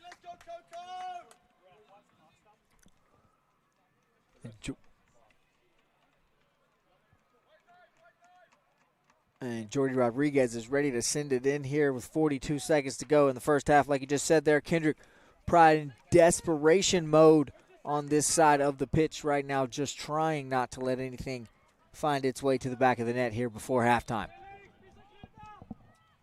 Rodriguez sends it into the box in the direction of the Bishops, off the head there of Forney-Bow. Unable to make anything happen with it. Yeah, great effort there by North Carolina Wesleyan, just off the mark. I believe that was Forney-Bow. It was either him or Diaz El-Ziardi. Yep. One of the two recent substitutions for the Bishops. It was in the direction of both of them. They were standing there. It went off of one of their heads. And now Hermosa sends it over towards the Bishop bench. Nice catch. 10 seconds, got to hurry. 10 seconds before the half ends here. 8 seconds and counting now as the Pride get ready to throw it in. You got to think Nagash is going to be all right with taking his time here and hearing a buzzer going to the half. All knotted up at zeros. A strong defensive performance from these Pride as they've spent what feels like the majority of that first half doing what they can to keep the Bishops out of the net, and they've done so successfully. Impressive performance from a lot of these freshmen, especially guys like Hermanson, who's been everywhere today. He's back. Eddie Hemington has played well. Mika Rudell has been a name we've called several times.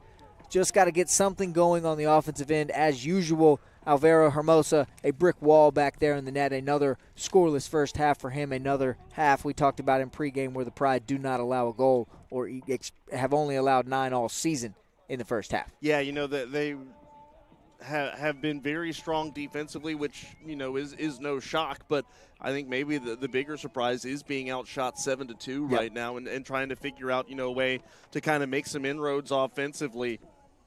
And like we said, they spent way too much time in the defensive third there. And if you're Greensboro, I think, figuring out even just kind of get it out in the middle and give Hermosa a chance to breathe a little bit would pay some big dividends in the second half. Again, obviously, you don't ever want to necessarily tie a game, but a tie gets the job done. Remember, this is a Greensboro team that needs 1 point over the next today and Wednesday, final 2 matches of the regular season. So, if eventually do you settle and play for a tie?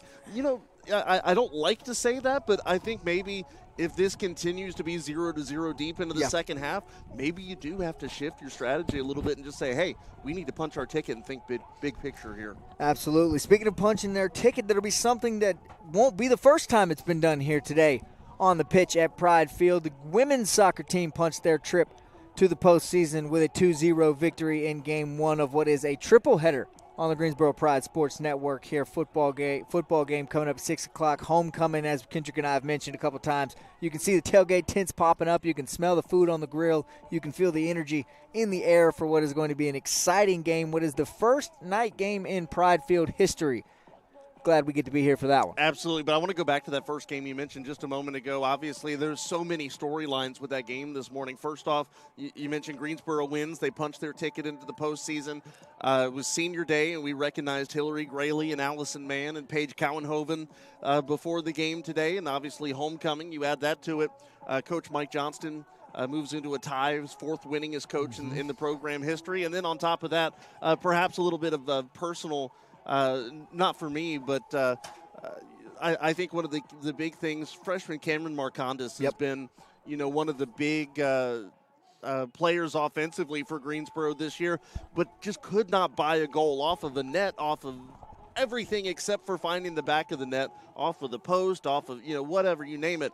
And finally, after 36 shots this year, she finally scored her first collegiate goal. And just the way the sidelines erupted when that shot found the back of the net was really awesome to see. Yep, things you love to see. And now she's got that confidence going into the postseason. That's going to be that much bigger for her and the rest of her team as the Pride continue to try and go forwards with their season. The Lady Pride continues to try and go forwards with their season. 0-0 here. We've got about 12 minutes left in our halftime break. We're going to take a quick break on the Greensboro Pride Sports Network. We'll be right back. We'll finish recapping a little bit of statistics. We'll tell you about the story of the first half and what the Pride need to do to gain that point that will put them into the postseason for the first time since 2022. We'll be right back here on the Greensboro Pride Sports Network.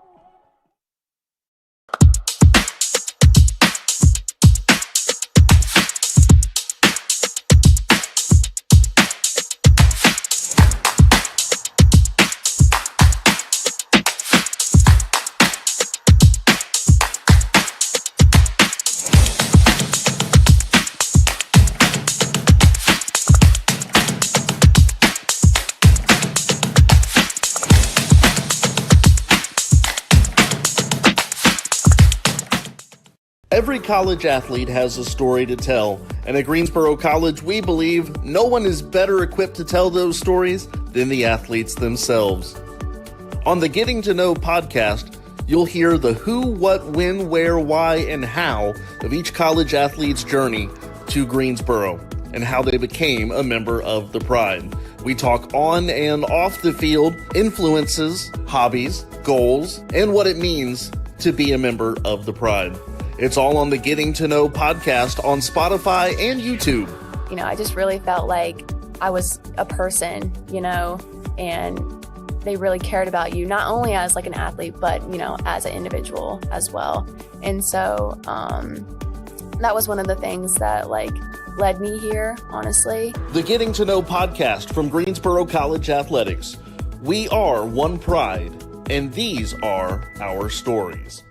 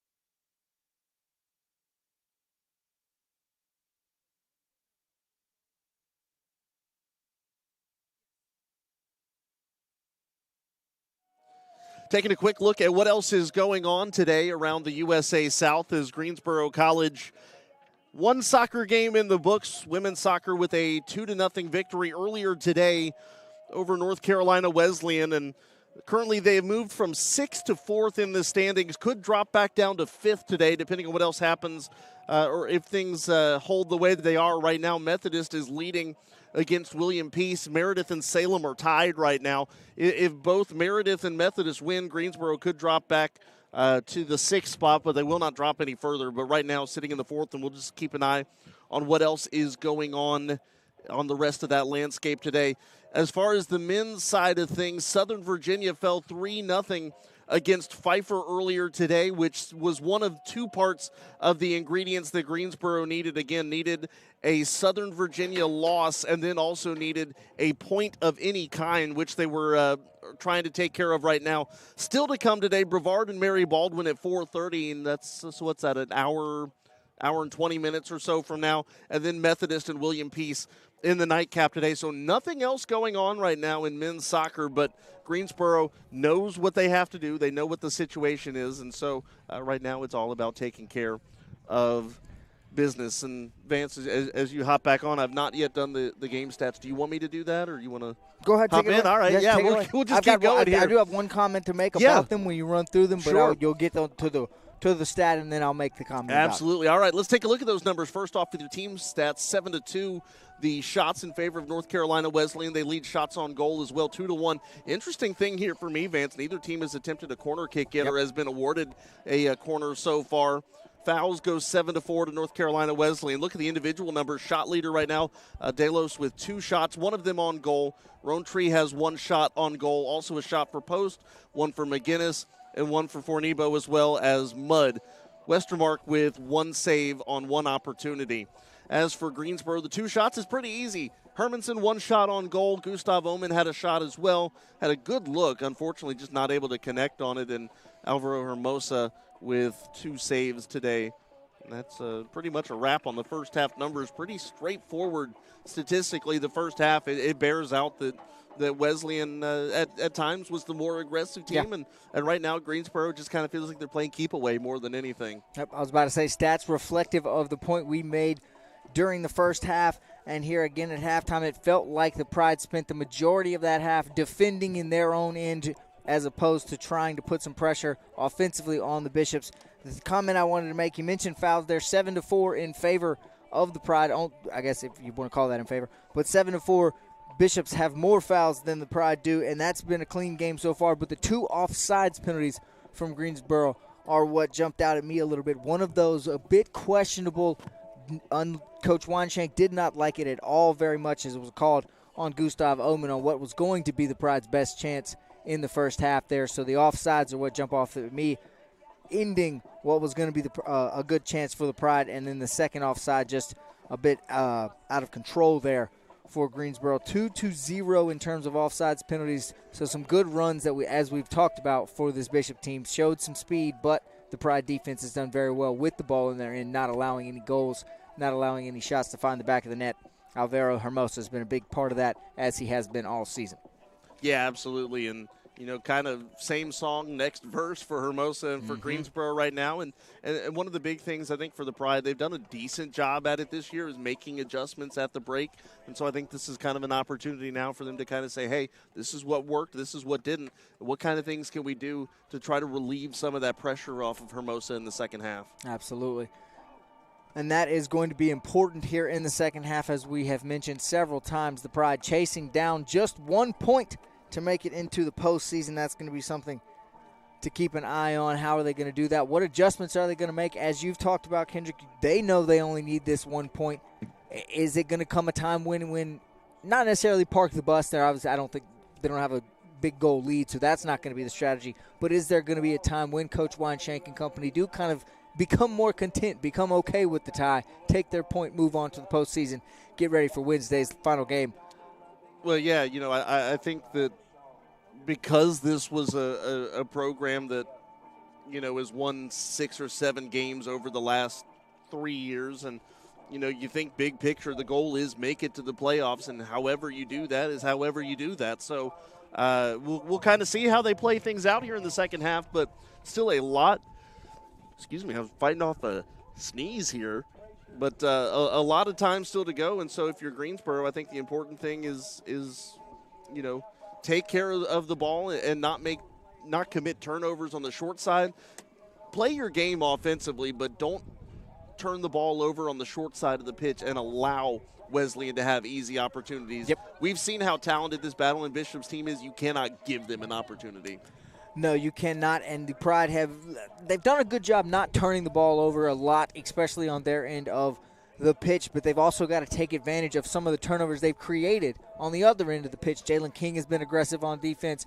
Mika Rudel has been very aggressive as well, and then when the Pride do have it, as they attack, when they try not to turn it over, there's been some chances getting the ball back. They put some pressure on Westermark as he's come in, tried to start things off offensively and had to make him make a decision. I like that approach from Coach Weinshank as well. It'll be very interesting here in about 2.5 minutes to see what the Pride come out with in the second half. Absolutely. And Vance, we have those 2.5 minutes. Let's do a quick preview of what's still to come tonight. Football taking on Brevard. And, one of the big storylines for me on that game, you look at the fact that Greensboro went from 2 weeks ago, they commit no turnovers in a loss against Huntington, and then they follow it up with a 5-turnover debacle at Belhaven last week. So I think the first and foremost important thing is ball security for the Pride tonight. Yep, much like Jerry Finsk said, the AD on the first broadcast, he talked about how important it was going to be to hold on to the ball. You just talked about it there. That's going to be a key thing. This is a winnable football game for the Pride. There's going to be a lot of energy in the air. It's homecoming. It's Hall of Fame weekend. And on top of all that, it's the first night game in Pride history. We all know there's nothing quite like playing football underneath the lights. A cool football weather night game is what we've got in store here. And I think Greensboro has a good chance to come out playing hot. If they keep control of the ball, don't turn it over, don't do anything crazy. We know the defense is good. Absolutely. We know that. It's going to be about now, can the offense support the defense on their side? Pay attention tonight to the third quarter. Okay, so the last 3 games, Greensboro was tied at 10 at halftime, lost the game. Against Southern Virginia, they were up 9-7, lost the game. Last week against Belhaven, they were down 12-10, lost the game. So 3 games that were 3 points or 2 points or less at halftime, they lose all 3 of them. Point differential in the third quarter this year, -50. Yep, okay, so that's going to be something to keep an eye on. How are they going to be able to come out of the break? What are they going to do to avoid that catastrophe in the third quarter? That kind of goes back to what it's been for the last couple years. You and I talked a lot about it last year. We've talked about it again this year. It's about a complete 60 minutes for this football team. When they can put those together, like we saw against Guilford College all the way back in the Super Bowl, when they put together a complete 60 minutes, this is a quality football team, and I think that's what we have in store for tonight is going to be just that, and if they can do so, should be a lot of fun here. Absolutely. And the last thing I'll say, Vance, and I know we got to turn our attention back to this one, and rightfully so, but the last thing I'll say, and we'll introduce this a little bit more as we get closer to football. It was the pregame show for that game, but we saw 3 quarterbacks last week for Greensboro, and obviously we won't know who it's going to be until a little bit closer to time, but I wouldn't be surprised if we see a little bit more of the same here tonight. Absolutely, definitely. And maybe it's to the point where Coach Card doesn't really know. He's going to just kind of be more of a stick with the hot hand when it happens. Or at least the hand that doesn't turn it over. Exactly. As you mentioned, we're just about to get back underway here. The clock has hit 0 on the halftime countdown. The teams are on the field. The keepers have switched goals. And we're about to finish up what's been all things considered for a scoreless game, what's been a relatively exciting first 45 minutes here. You say exciting, I say nerve-wracking. Yeah, that's describe it different ways, I suppose. We're getting ready here for the Pride to start us off. Don't see a lot of changes on the pitch for the Pride coming out of the locker room. It is going to remain exactly who it was. Jade Diana, Gustav Oman, Axel Garcia Avila, Jalen King, Tyler Gazenfari, Kala Hermanson, and there's Yishak Nagash, Mika Rudel, in goal Alvaro Hermosa is who is on the field for your Pride to start things off, as well as David Stepurik.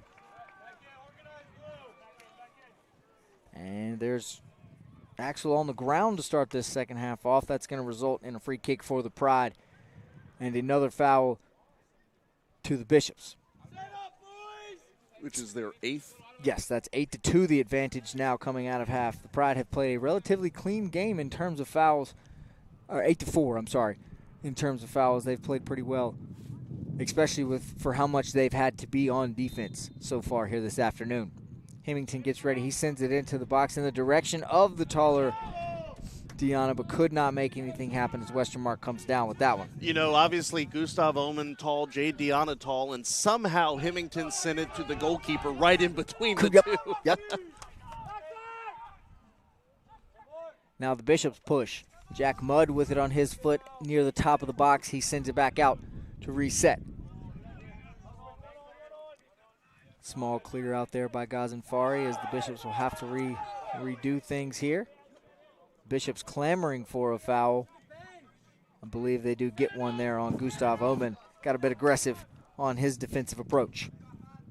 Jordy Rodriguez and Joel McGinnis to get things started. McGinnis comes across, kicks it over to post. He sends one high above Monsanto, and that's going to be a turnover. Pride take back over. These are the types of things we were talking about. They need to capitalize on these mishaps on their end of the field from the Bishops. They give the Pride the ball back here offensively, and they immediately kick it back to the Bishops. Dan Post with it now. Resetting in midfield is Jordy Rodriguez. Got to think with a name like that, you got to be a soccer player, right? Named after one of the more famous ones that I can remember in my time. You don't have much of a choice. Ball goes out of bounds, and it'll go to the Pride. Deanna ready to throw it in. Missed touch by Stepuric there, but able to stay with the Pride. Hermanson with it now. I was about to say, if Collis sees him, he's got Jalen King streaking down the field, unable to get it to him, though Jordy Rodriguez takes back possession. That's been a weakness for Greensboro this year, is connecting on those long-range passes. They've seen a lot of them, but they've not connected.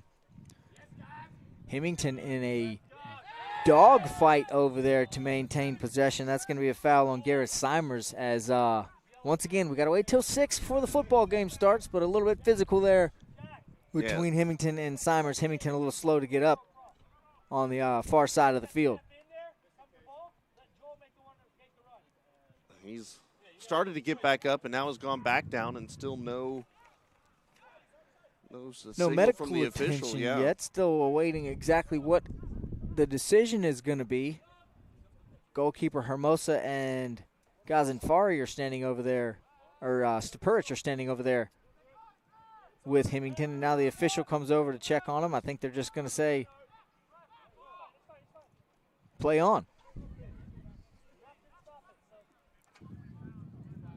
Hemington back to his feet, back to the pitch. Nice to see him up on his feet and under his own power. Looks like he's waving, kind of shaking around a wrist or an arm or something there, Kendrick.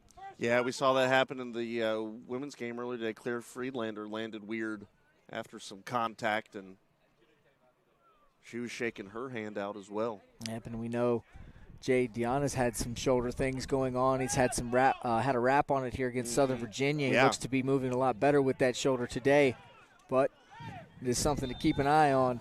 You know, Vance, I got to brag on you for a minute. One of my favorite things about you, and I know you're not here as much as either of us would like you to be here, but you know, you watch the games and you know your stuff. Absolutely. And we always know when Vance is on the call, he knows what he's talking about. Yeah, well, I try. I do what I can. I do enjoy watching along at home on the Greensboro College Sports Network. When I'm not here, you guys do a wonderful job keeping us up to date. I watched the volleyball game the other night. That was fun to do, as well as they continue their success in other fall sport here.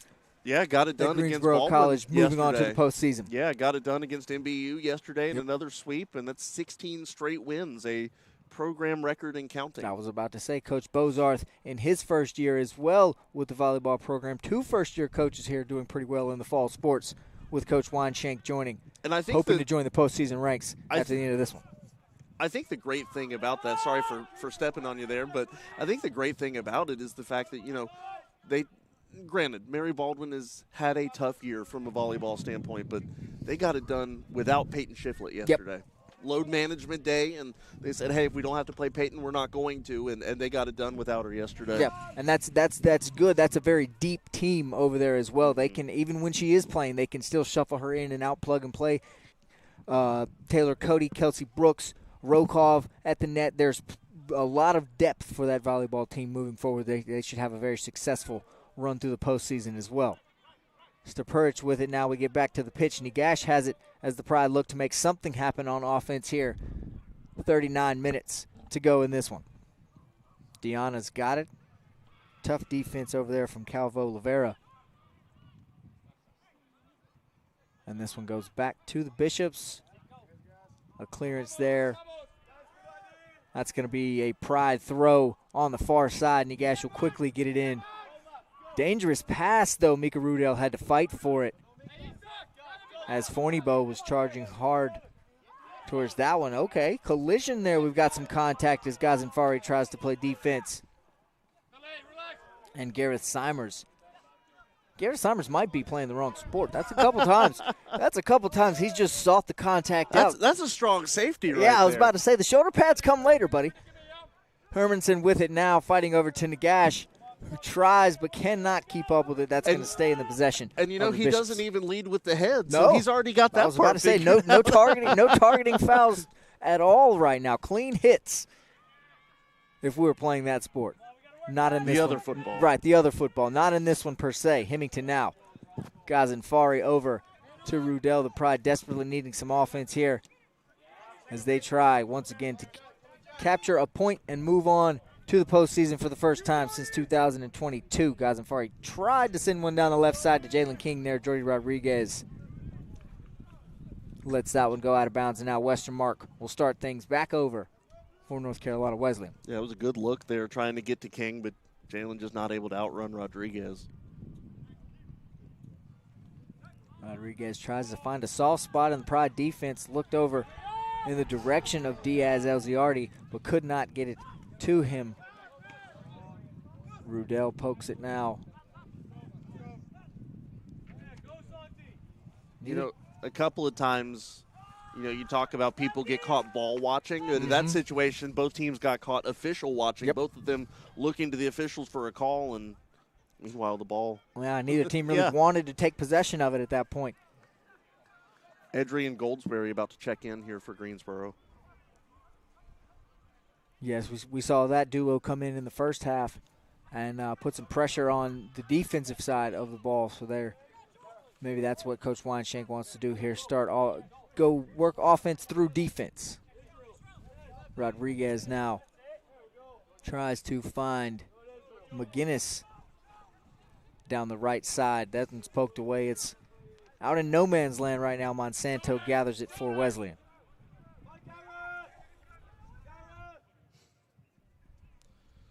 I think one of the cool things, obviously, is men's soccer is trying to put a good showing out here on homecoming, but former men's soccer player Reggie Corentang inducted into the Hall of Fame last night, so cool.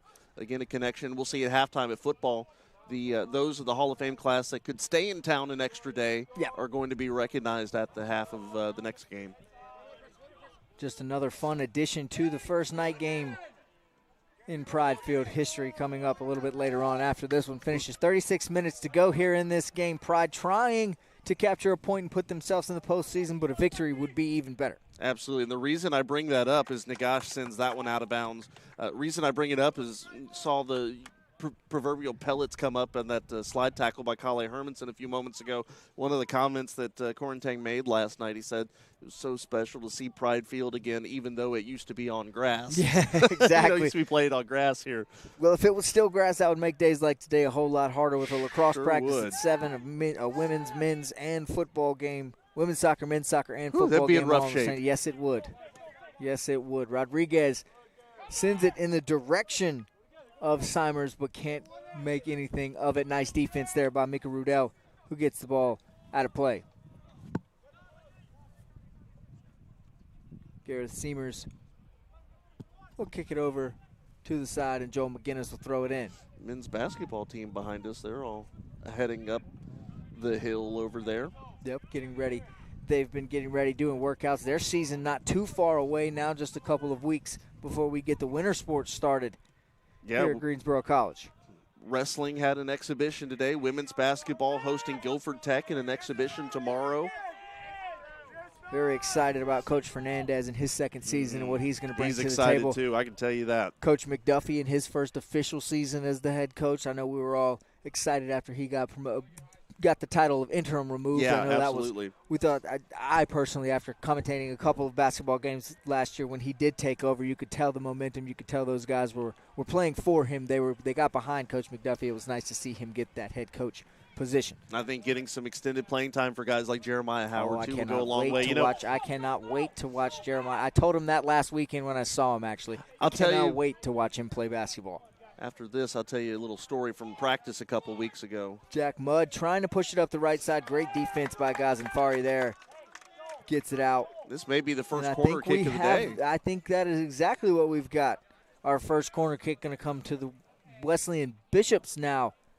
And it's going to be Santiago Calvo-Lavera doing the kicking as he'll send it into the box. So I talked to DJ Jackson after practice a couple of weeks ago, and he said one of the things that excites him about the offense this year, you don't feel like you have to go through one guy. Obviously, Isaiah Pruitt was phenomenal here, but he said he feels like they can work an offense for anybody, whoever's got the hot hand. And, you hear that you hear that more often than not coming from basketball teams that have that one glue guy, and then he moves on.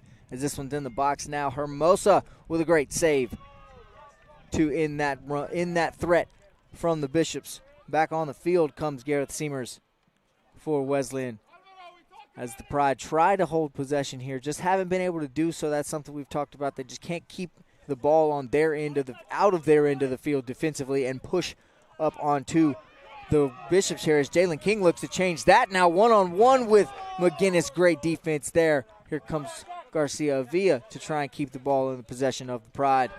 Cleared out by Jack Mudd.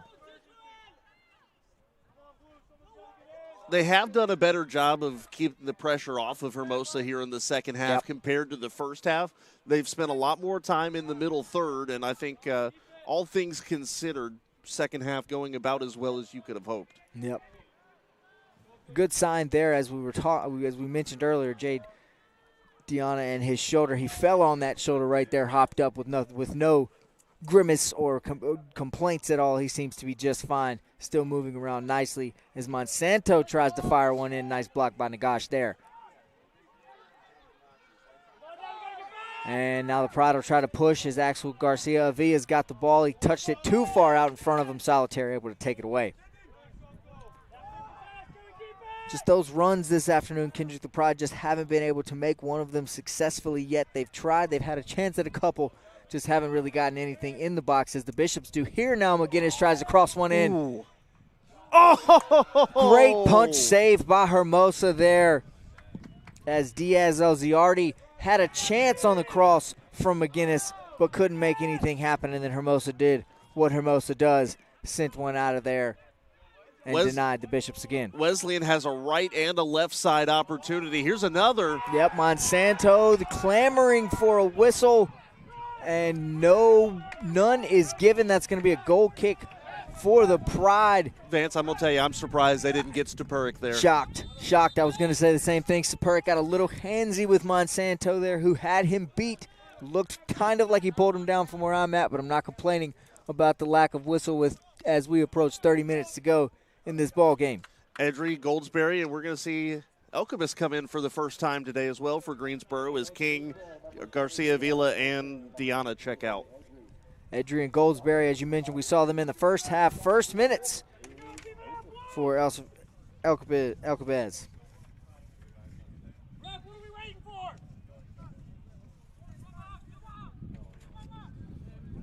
Bishop's coach not happy with the delay there. I think it's just a combination of everything over the last minute or two. Yeah, it's all come snowballing out of the Bishop's coach as they have had what probably realistically you and I think should have been a penalty kick. Absolutely, I think so. And Hermanson now tries to take advantage of that. He finds Elkabis down the field, or tries to find him unsuccessfully as the Bishops take it back over. Solitaire with it in his end now. Seamers back to Rodriguez. Still some quality passing from this Bishop team this afternoon as Rodriguez looks to make one here long down the field, and McGinnis is able to come up with it off the foot of Rudell. Monsanto now across the field. I think the closing speed of some of these guys, especially guys like Diaz. Elziardi. Yeah. He's got 2 fun last names to say. I know. Well, the problem is on my score sheet, his last name gets cut off halfway through. I'm like, wait a minute, how does it finish? Okabiz with it now. He loses it back to Dan Post, who's going to try to push for the Bishops. Goes back to Seamers. Out to Joel McGinnis with it.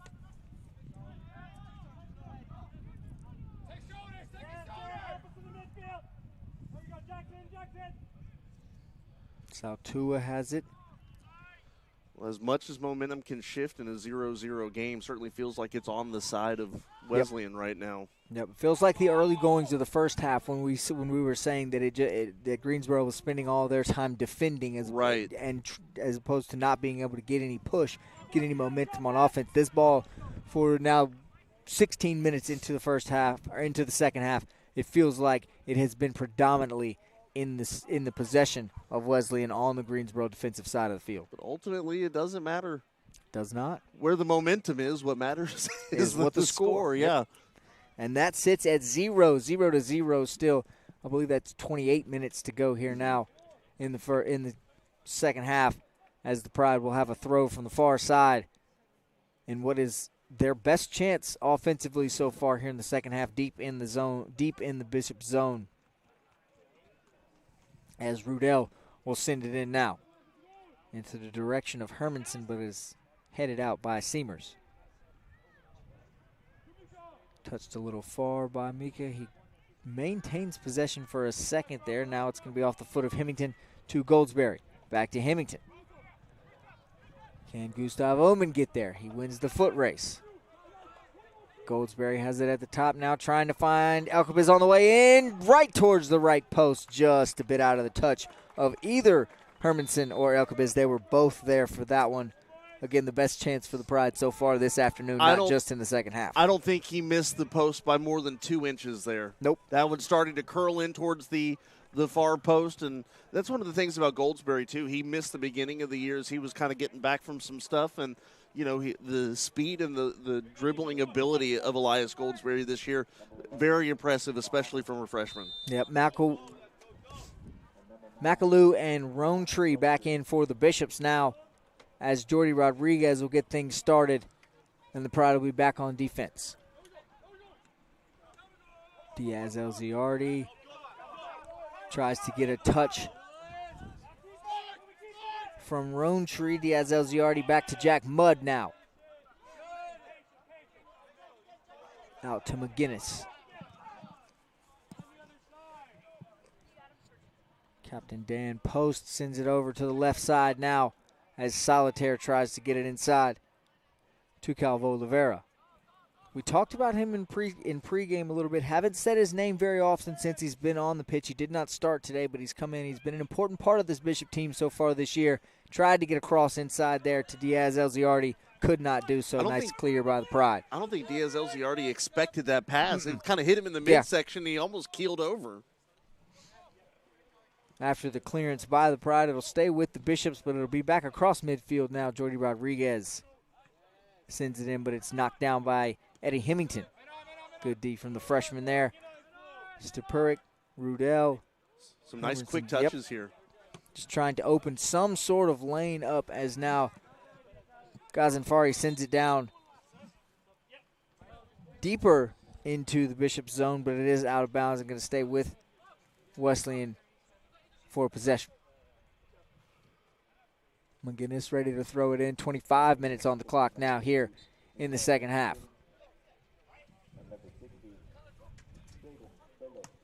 Ghazenfari is able to poke it away as McGinnis was trying to find Christensen, whose name we said a lot in the first half. Haven't mentioned him much in the second half. Just back on the field, on the pitch for the first time recently. But he is a threat for this Bishop team, somebody that the Pride have to keep their eye on. He's checked by Mika Rudell right now, actually, as he's trying to make a run for a Jordy Rodriguez pass. Mikael Christensen has it now, and Rudell. Mikael versus Mika there. Interesting names all across the pitch this afternoon. Delos has it now. Rudell is still there to play defense. Right through the 5-hole of Goldsberry. Back to Delos. Cross into the box in the direction of Jack Mudd, just out of the reach of a header. That one goes out of bounds, be a goal kick for Hermosa. Really, that was probably the first most pressure-packed situation for Hermosa here in the second half. You mentioned it earlier. The Pride defense have done a much better job keeping the pressure off of him. While they have been on defense pretty much this entire half, they've done a nice job keeping anything out of the line of sight of Hermosa. Yeah, absolutely. And we're about a minute away from hitting the halfway point of the second half, too. Pride trying to get something going here. Shot advantage has moved 10-3 in favor of the Bishops. If you were listening along at halftime, that means just one shot so far here in the second half, as we are now halfway through it for the Pride. Again, the offense just haven't been able to push this nifty passing from the Bishops. This aggression from Wesleyan has required Greensboro to play defense all day long, and they just haven't been able to push anything yet on offense. Had a couple chances at it, but haven't taken advantage. As Christensen sends it outside to Delos, who tries to cross it back into the box, but there is Mika Rudell once again to clear it out, and we'll have a throw in. He's probably been one of the most impressive defenders.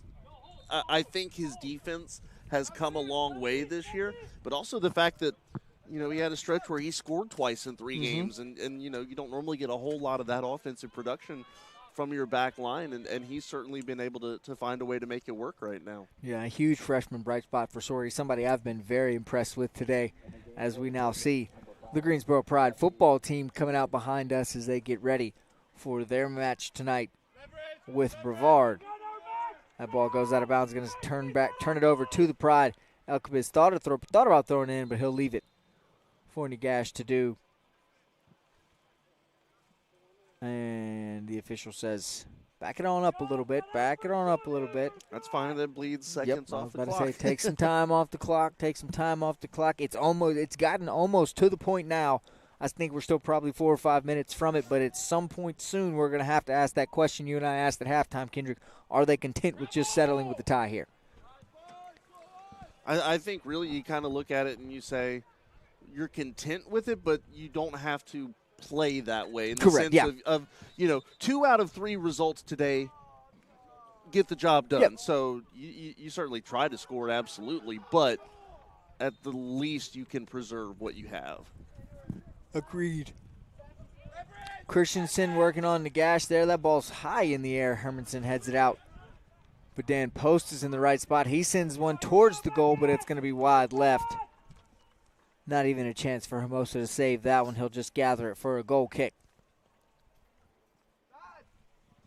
21 minutes to go in this one. A 0-0 game. The Pride taking possession back over, looking to push and get something offensively. 3 points would be huge. That would tie them with this Wesleyan team in the conference standings. 1 point, as we've mentioned, assures them a spot in the postseason for the first time since 2022 under first-year coach Juan Schenk. And I think one of the neat things about that, there's so many freshmen on this team, as there's an injured Wesleyan player on the pitch, but there's so many freshmen on this team where, they don't know about the struggles of last year. They come in as a blank slate and just say, hey, we just came here to play. And sometimes you just need a complete start over, and it almost feels like that's what Greensboro had this year. And you combine that with a first-year coach who also doesn't really understand the struggles of last year, or even if he doesn't have them on his record per se. So it can be a beneficial combination. There can be some benefits to having a young, youthful bunch like the Pride do. That is David Goosens down trying to walk off. A hard hit there for the Bishops as the officials discuss something with Dan Post, and we get ready to get things back underway. It'll be possession Wesleyan as they try to break this scoreless tie with 20 minutes and some change to go in this one.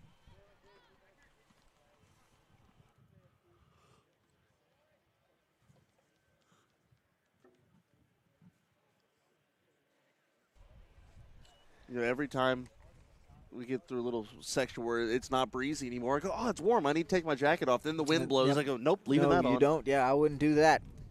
The official all the way down in the pride zone having some sort of discussion with Hermosa right now, trying to figure out exactly what the situation is with that. But he is headed back towards – the official is headed back towards midfield. Now he's blown the whistle, and we're back underway. McAloo's got it. McGinnis wide open over here, was trying to get his teammates' attention.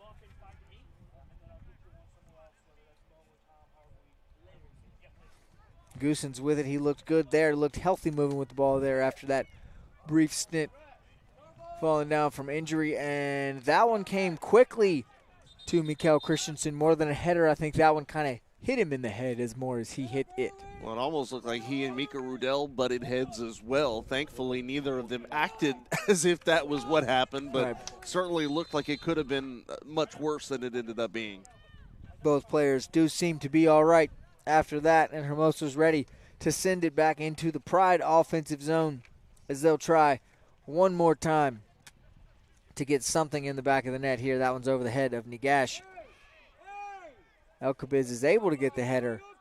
Pride sideline clamoring for a foul there. Do not get the call for it. 9-6 in terms of fouls. Not exactly the cleanest game. No.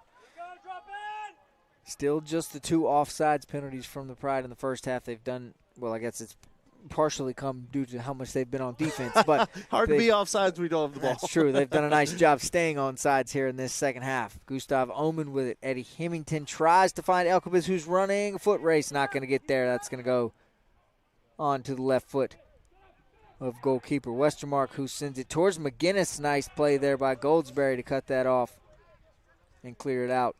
It'll be a throw for the Bishops. Opportunity for Greensboro to apply some pressure here and force Wesleyan into a turnover. But they seem content to allow the Bishops to get back into the middle. Yep, much like you talked about in the first half. When they work to this, when they're in that deep third or in this middle third here, the Pride defense does give that cushion. They are allowing some of those passes to get through, not putting a lot of pressure on the Bishops until they get into that cross midfield and deeper into that final third going towards the box. Nice play by Stepurik there to get by, but it's poked out of his hand, off of his foot by Rowntree.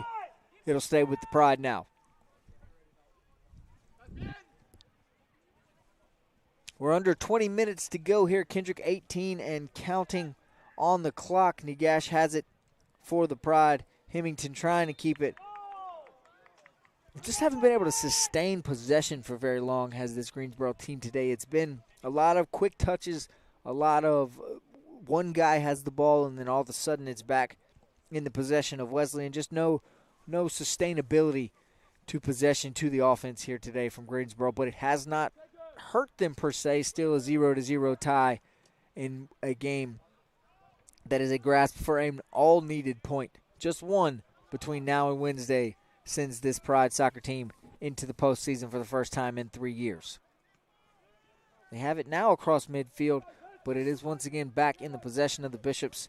As Goldsberry tried to fight for it there, could not do so. Gazanfari heads it back into his end.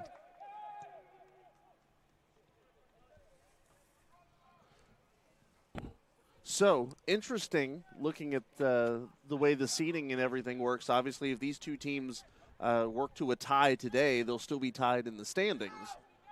So, you look at the tiebreaker situation, and it is currently undecided because you look at the record against the top team not involved in the tie, right? Which would obviously be Pfeiffer, who defeated both of these teams. Yep. So you go down the list next to William Peace, as Hermosa will make that save. But here's where it gets interesting, Vance.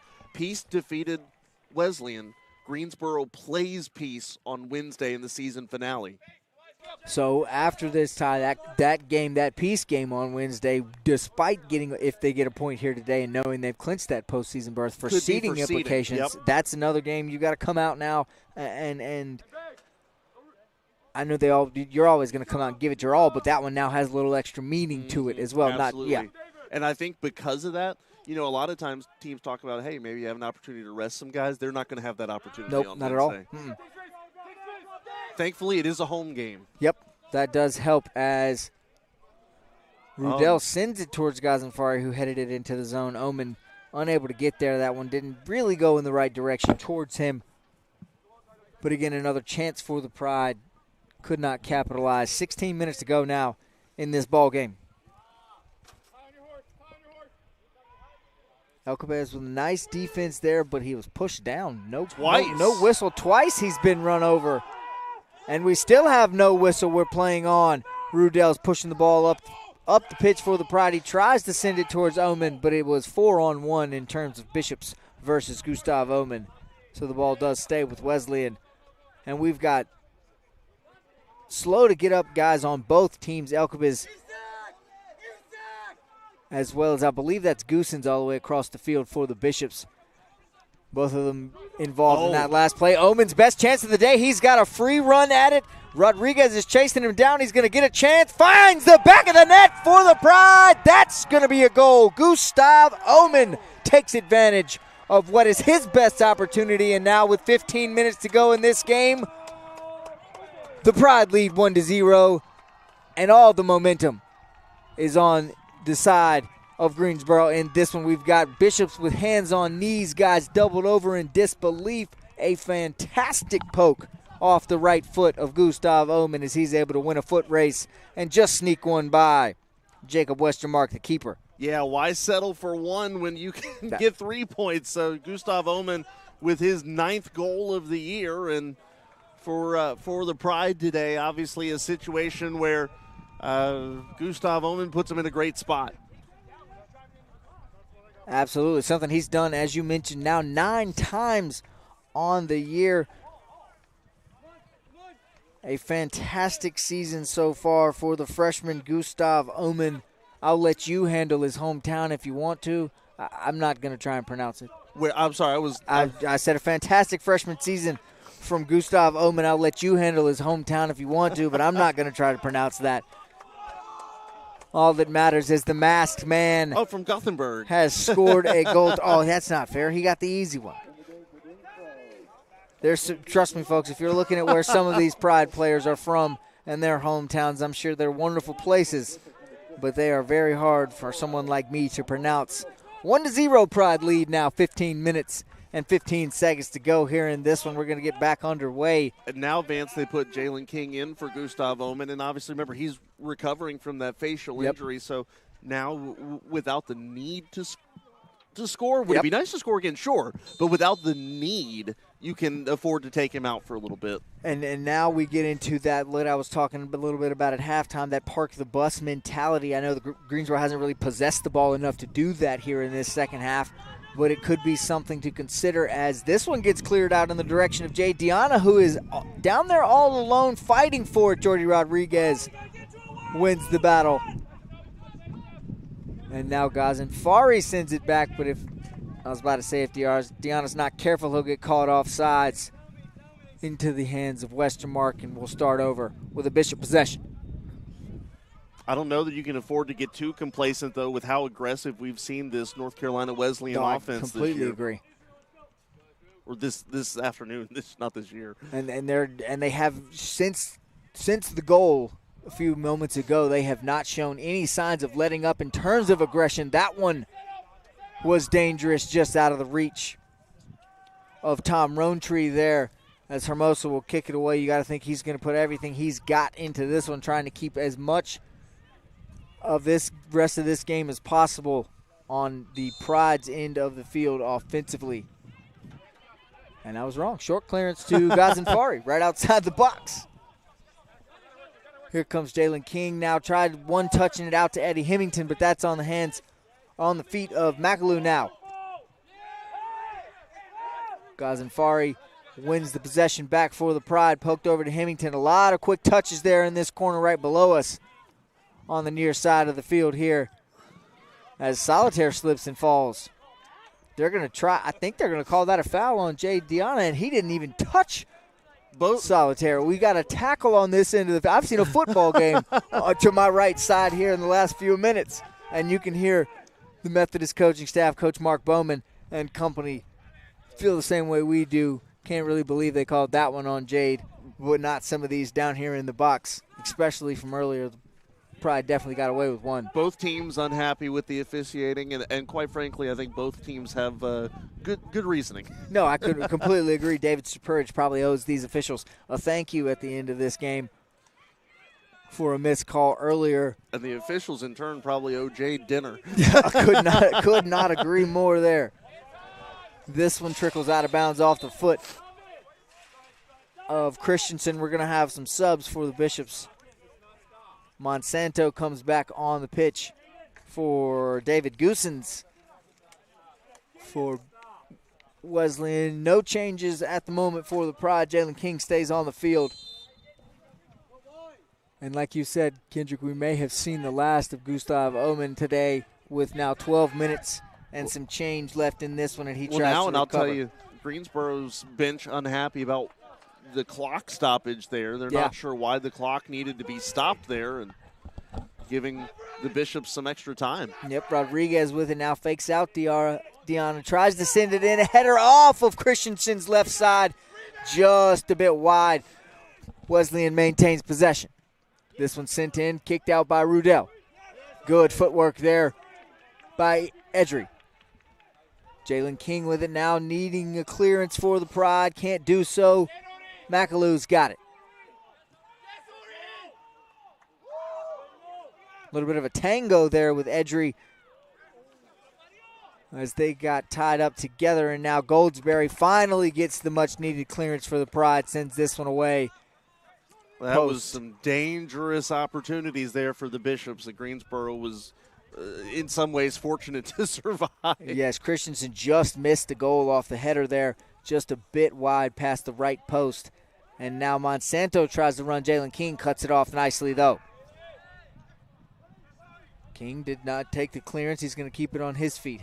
Passes it over to Gazanfari. Tries to get it out a little further in the direction of Deanna. Could not get it to him. This one is going to be sent away, way left of the goal. Now that looked like some confusion there, as if he was trying to set up a pass there for Christensen, and Christensen didn't even look like he was going to make an attempt on that ball. And obviously, I don't know to speak to this with any truth, but that's a couple times it has looked like a miscommunication between Christensen and one of these Bishop passers a few moments ago. It looked like, as opposed to him trying to head one, he got hit in the head with one. So just maybe there's some communication issues, and now Coach Weinshank and the official are going to have a quick discussion,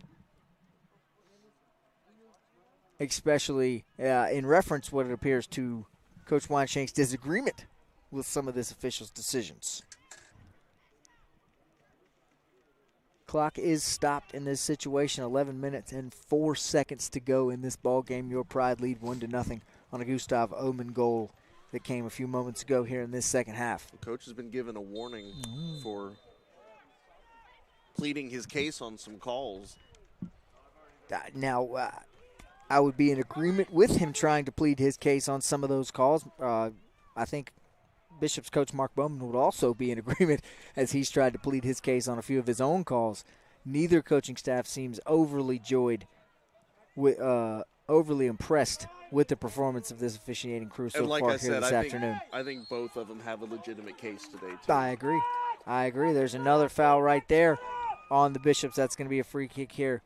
Starting possession off for the Pride is going to be Hermosa coming way out of the box to start things off.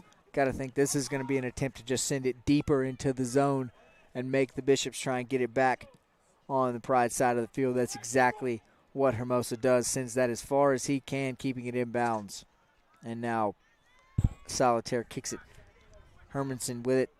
Rodriguez tries to clear it for the Bishops, unable to do so. Nice job keeping it in the zone here by the Pride as they're just trying to melt away these final 10 minutes and book themselves a berth in the postseason and a victory here this afternoon. Last year, men's soccer was one of two teams that did not make a postseason field.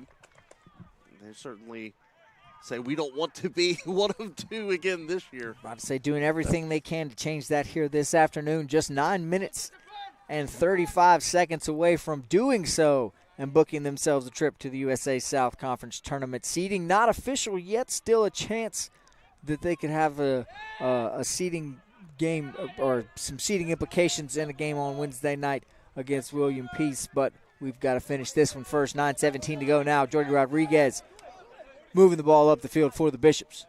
Tries to go in the direction of Monsanto. Nice defense there by Jalen King. Gets it out. And that one's going to be out of bounds off the foot of McAloo, I believe, is going to be a possession for the Pride. Gazanfari on the throw. A throw by Gazanfari covered almost 30 yards with a flick of the wrist. Needed 30 yards there for the Pride as they just try to do anything they can to keep the Bishops out of their end of the field, keep the pressure off of Alvaro Hermosa, and allow this clock to tick down. Nice poke away there by Jade Diana, and that time he gets tackled, and it's going to be a foul on Jade. That is, Kendrick, I'm no soccer expert by any means, but there's just no way that foul was on Jade Diana there. He's got to be careful or he might get a yellow. Yeah, because he's upset with the official. Coach Weinshank can't really do anything as he's just been given a warning for arguing and complaining with officials, but he is visibly distraught with that call there. That was going to be another scoring opportunity for the Pride. Monsanto and Gazanfari lose it out of bounds. It stays with the Bishops. Christensen has it now. Fantastic defense there by Jalen King as he just nags at Christensen. Throw in from the Bishops. McAloo's got it at the top of the box.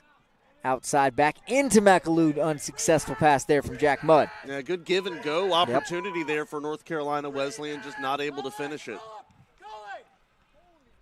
Mudd outside, defended by Rudell, who has played a whale of a soccer game this afternoon. He has been a name we've said several times, and almost all of them have been complimentary.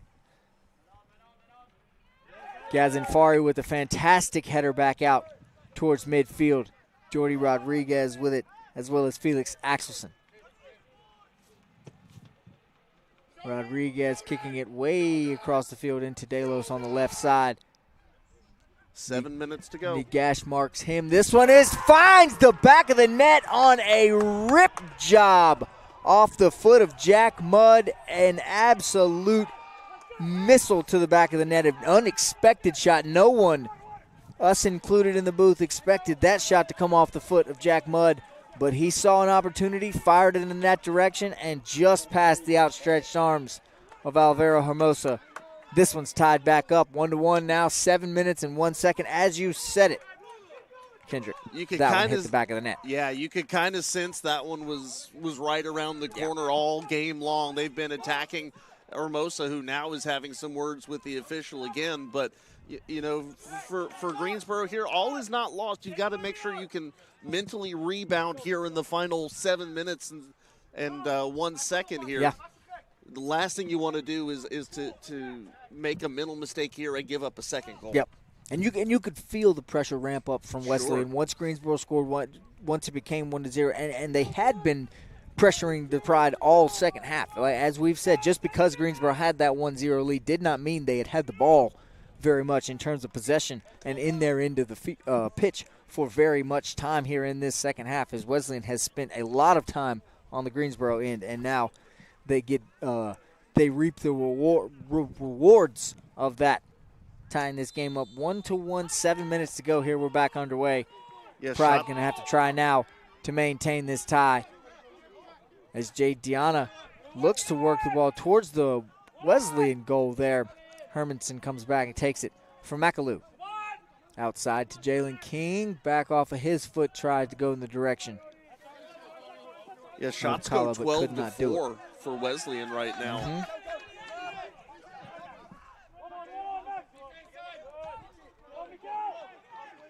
Diaz Elzavardi heads that one to Roantree, who sends it deep in the zone, but Gazanfari is there to clear it back out off the head of Jordy Rodriguez.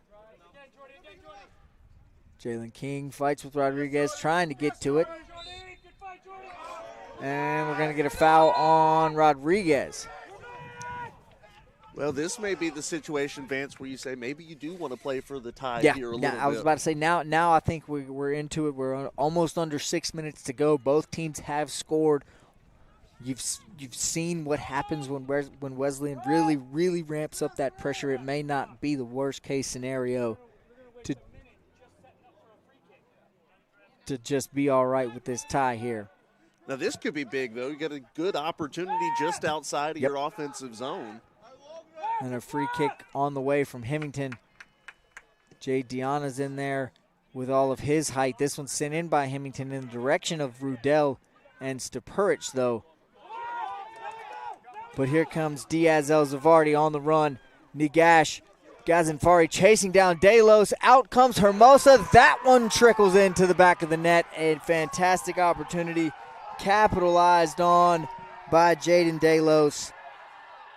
And it's a 2-1 lead for the Bishops. That's just what we said. Yep. You don't want to give up that second goal. They did. Hermosa tried to come out and get it, lost a foot race there. Great feed for North Carolina Wesleyan. One man to beat. And fantastic counterattack. Yep, absolutely. Absolutely brilliant counterattack by the Bishops. Results in a goal for Jaden Delos and a 2-1 lead now for the Bishops.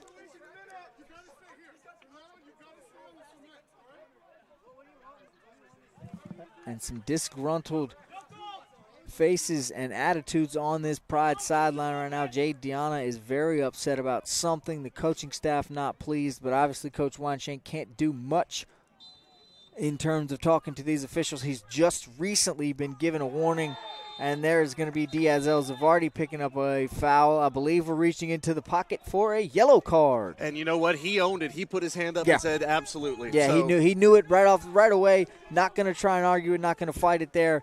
A bit too aggressive from Max Diaz El Ziardi, and that's going to be a yellow card on him. So another chance for the Pride to take over. 5:12 to go in this one. They now trail 2-1 in what is a game that is going to be a crucial point, potentially, if the Pride are able to tie this one up and get that point, sending themselves in, locking in a spot in the USA South Conference Tournament. And this one has turned on its head rather quickly here, Kendrick. Just a few minutes ago, the Pride were up 2-1. Another chance here. That one's around the zone. Jay Deanna trying for something, and it's poked away by the Bishops. A fantastic chance there, as that one was scary. And we've got another argument with the officials here. Now it's Idri complaining about the lack of a call. This throw-in's going to come in the box in the direction of Hermanson. Again, he's pushed to the ground, but no call. And Westermark just falls on that one like a hockey goalie, icing it, if you will. Well, we wondered early in the game if Hermanson was on a pitch count, if you will. Now I'm starting to think Gustav Oman is, because he doesn't even have his mask on the sidelines. Yeah, I was about to say, You think he'd have been out here if he was 100%. Yeah. The lone goal scorer of the day for the Pride has not returned since scoring that goal. That one's off the foot of the Bishops and right into the possession of Hermanson. A chance there, but taken back away by Wesleyan. Diaz Elzardi chases it, but Nigash is there, and it'll stay with the Pride. He'll throw it in. Desperation time now, Kendrick. Under 4 minutes to go here in this one. 3:50 and counting. As that one tries to find its way into Jalen King, but Jordy Rodriguez is there to get it back out. Monsanto has it for Wesleyan now. Up ahead to Roantree, tries to find Diaz Elzardi, and does so, but he has a miscommunication with Christensen, could not find him there. Now Deos has it on the outside. So this is going to set up an interesting scenario. If Greensboro does not end up getting a point today, they can either A, still clinch with the point on Wednesday, or B, they need SVU to lose their season finale. So still a lot of moving parts no matter what the outcome of this one is. The only thing we know for sure is if they're able to score a goal and tie this up, getting themselves 1 point, they are guaranteed a spot in the tournament. This one is downfield. Jalen King on a foot race.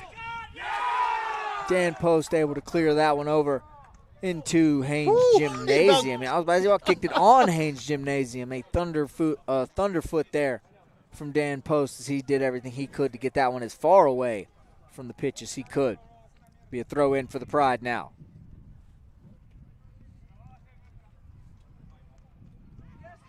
Rudell tried to send it in towards Hermanson. Couldn't get it there.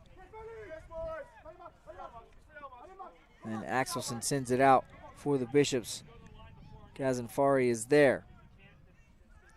2:15 to go. Pride with it now. Edry and Negash trying to get things started. I think we're going to see some substitutions from the Bishops if we get a chance. That one's cleared out in the direction of Hermosa, who's playing way out of his goalie box. Just trying to do anything he can to give any more possessions as possible to the Pride, and that's going to be a foul now. A little bit of chippiness between Muhammad Makalou and Kala Hermanson. Will be a free kick for the Pride. Expect Hermosa to send this into the box again. And this is where you got to think what you just talked about there. If Gustav Oman was healthy, you got to think this is where he'd be necessary, some extra height alongside Jade Diana. This one is into the box, headed out by the Bishops. Nice play by Roantree there. Hemington settles on it at the top. Tried to find Gazanfari, and now Delos on another run, another counterattack chance for the Bishops. They got to slow We're almost down. under a minute. They were almost offsides. They had to slow that one down. Sends it deep, and Hermosa's got it. He clears it out, tries to get it back on the other side of the field. Nice touch by Mika Rudell there. Diana is in a foot race, rumbles and bumbles over Dan Post. I think that's just some frustration from Jade, but no call there. He hasn't been given any, and none have been against him. We've got a Pride member down on the field. Hermosa is out with, I believe that's Goldsberry. Not 100% sure.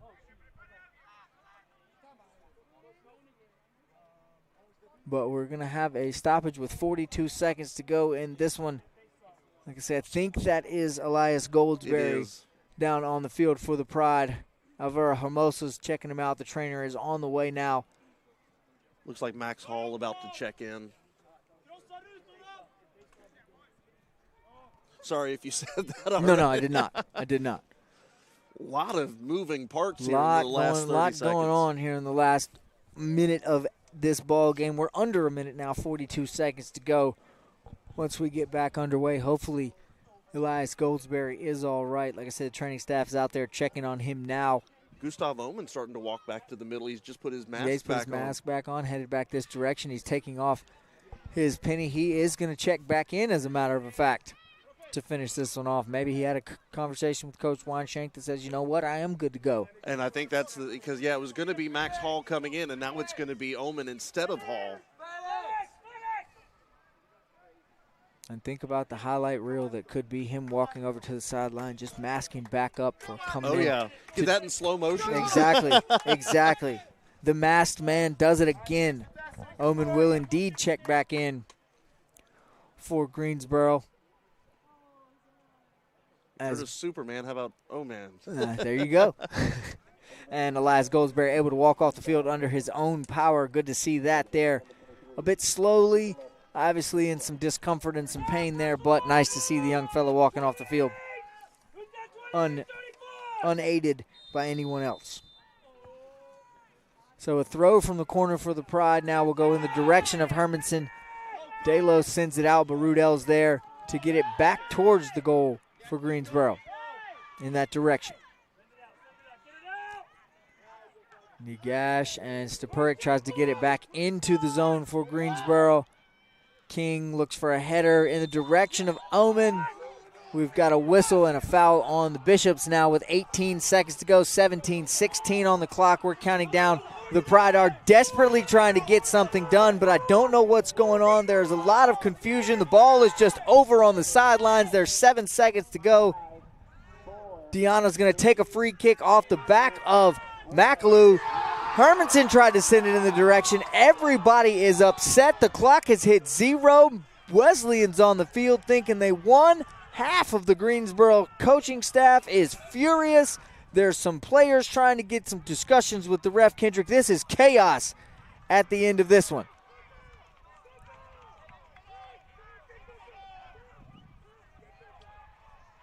Kala Hermanson now talking to the officials. We've got a scuffle on the far side over there. Both benches are clearing.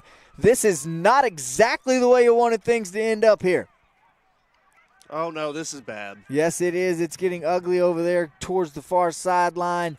Over on the fence now, we've got just a muddle huddle of both Pride and Bishop players. It does seem to be getting broken up relatively quickly. It's amazing how many times frustration with officials turns into I was about to say this. I don't don't think this had anything to do with the beef between the two teams. Everybody's upset at the same person here. Unless something and was now said, and now they're squabbling between each other. Not exactly sure what's going on, but a very chaotic ending to this one, and an unfortunate scene here to end this one. Got a bit chippy, a hard-fought contest. Final score going to be 2-1. Wesleyan is going to get a victory and a 3-goal second half, an exciting second half. An unfortunate series of events after the clock's hit 0. Coach Weinshank now getting his players back off the field, getting everyone calmed down. Cooler heads have seemed to prevail, but not all the way. Not 100% just yet. We're still getting there. Assistant coaches are still trying to get Greensboro off the pitch there. Kale Hermanson's walking back to the officials for a third time. Yes, he's still not done. Jordy Rodriguez and now Coach Mark Bowman from Wesleyan headed over to the officials. Hermosa's in the middle of the field, but it does seem to be cordial that he's everybody. Does, yeah. We've got all handshakes now between the Bishops and the Pride players, so it does seem they have all realized, hey, we're not actually mad at each other here, guys. It's the guy in the neon green shirt that we're upset with, and handshakes are being handed out. That's the end of the game, though. 2-1, and very exciting second half. The Pride take a 1-0 lead, and then unfortunately surrender 2 goals to fall in this one. Do not get that point they need, but Kendrick, there's always Wednesday. Another chance for this team to punch their ticket into postseason once again for the first time since 2022, right here at home at Pride Field on Wednesday. Now, all the questions we ask: do you think about resting players? Do you think about seating implications? Do you think about this? All that goes out the window. You think about 2 things: winning or tying. And I know that this is the only sport you can say that in, but you think about getting that point. It's going to be much needed. Kyle Hermanson still talking to the officials. Not happy with their performance today. Now he's shaking their hands. Yep. I think they've decided to agree to disagree. Yeah, it seems like obviously you're not going to change the official's mind. You're not going to change the score. You're not going to change the official's mind. It's time to just shake hands and call it cordial. Like it or not, Kala, unfortunately, 2-1's how this one's going to fall. He played hard, though. I understand some of his frustrations. I understand Jay Deanna's frustrations. Both of those guys, they took a beating all afternoon. Didn't get a lot of calls to go their way. And I feel like both of them felt they probably should have. Yeah, but, this is one that obviously you play with a lot of emotion, a lot of people with their hearts on their sleeves today. You got to find a way to reset for Wednesday. It's all the more important now. Yep, and speaking of reset, we've got to do that for another sporting event. We've got a football game coming up here in under 2 hours now. 6 p.m., the official kickoff time for the first ever night game in Pride Field history. I'm very excited about this one, Kendrick. I know you are as well. Oh, absolutely. It's going to be a fun one, and on the one hand, you kind of look at the way Greensboro football's been this year. You say, well, on the one hand, are you ready to get hurt again? Oh, yeah. But the thing is, Michael Scott gift. Yeah, but the thing is that they're in every one of these games. Mm-hmm. So all you need is just 1 or 2 things to go different, and you're coming away with a big victory. And obviously the Super Bowl was a huge win for the Pride, and today could be right up there with it. It absolutely could. It could be that the first win on a win on homecoming, a win on Hall of Fame weekend when some of those inductees are going to be honored at halftime, and a win on what will be the first night game. That's a story you tell your grandkids way down the road. Hey, I played in the first night game at Pride Field, and I got a win on top of it. That's something that I know this Pride team is desperately going to come out trying to do here in just a couple hours.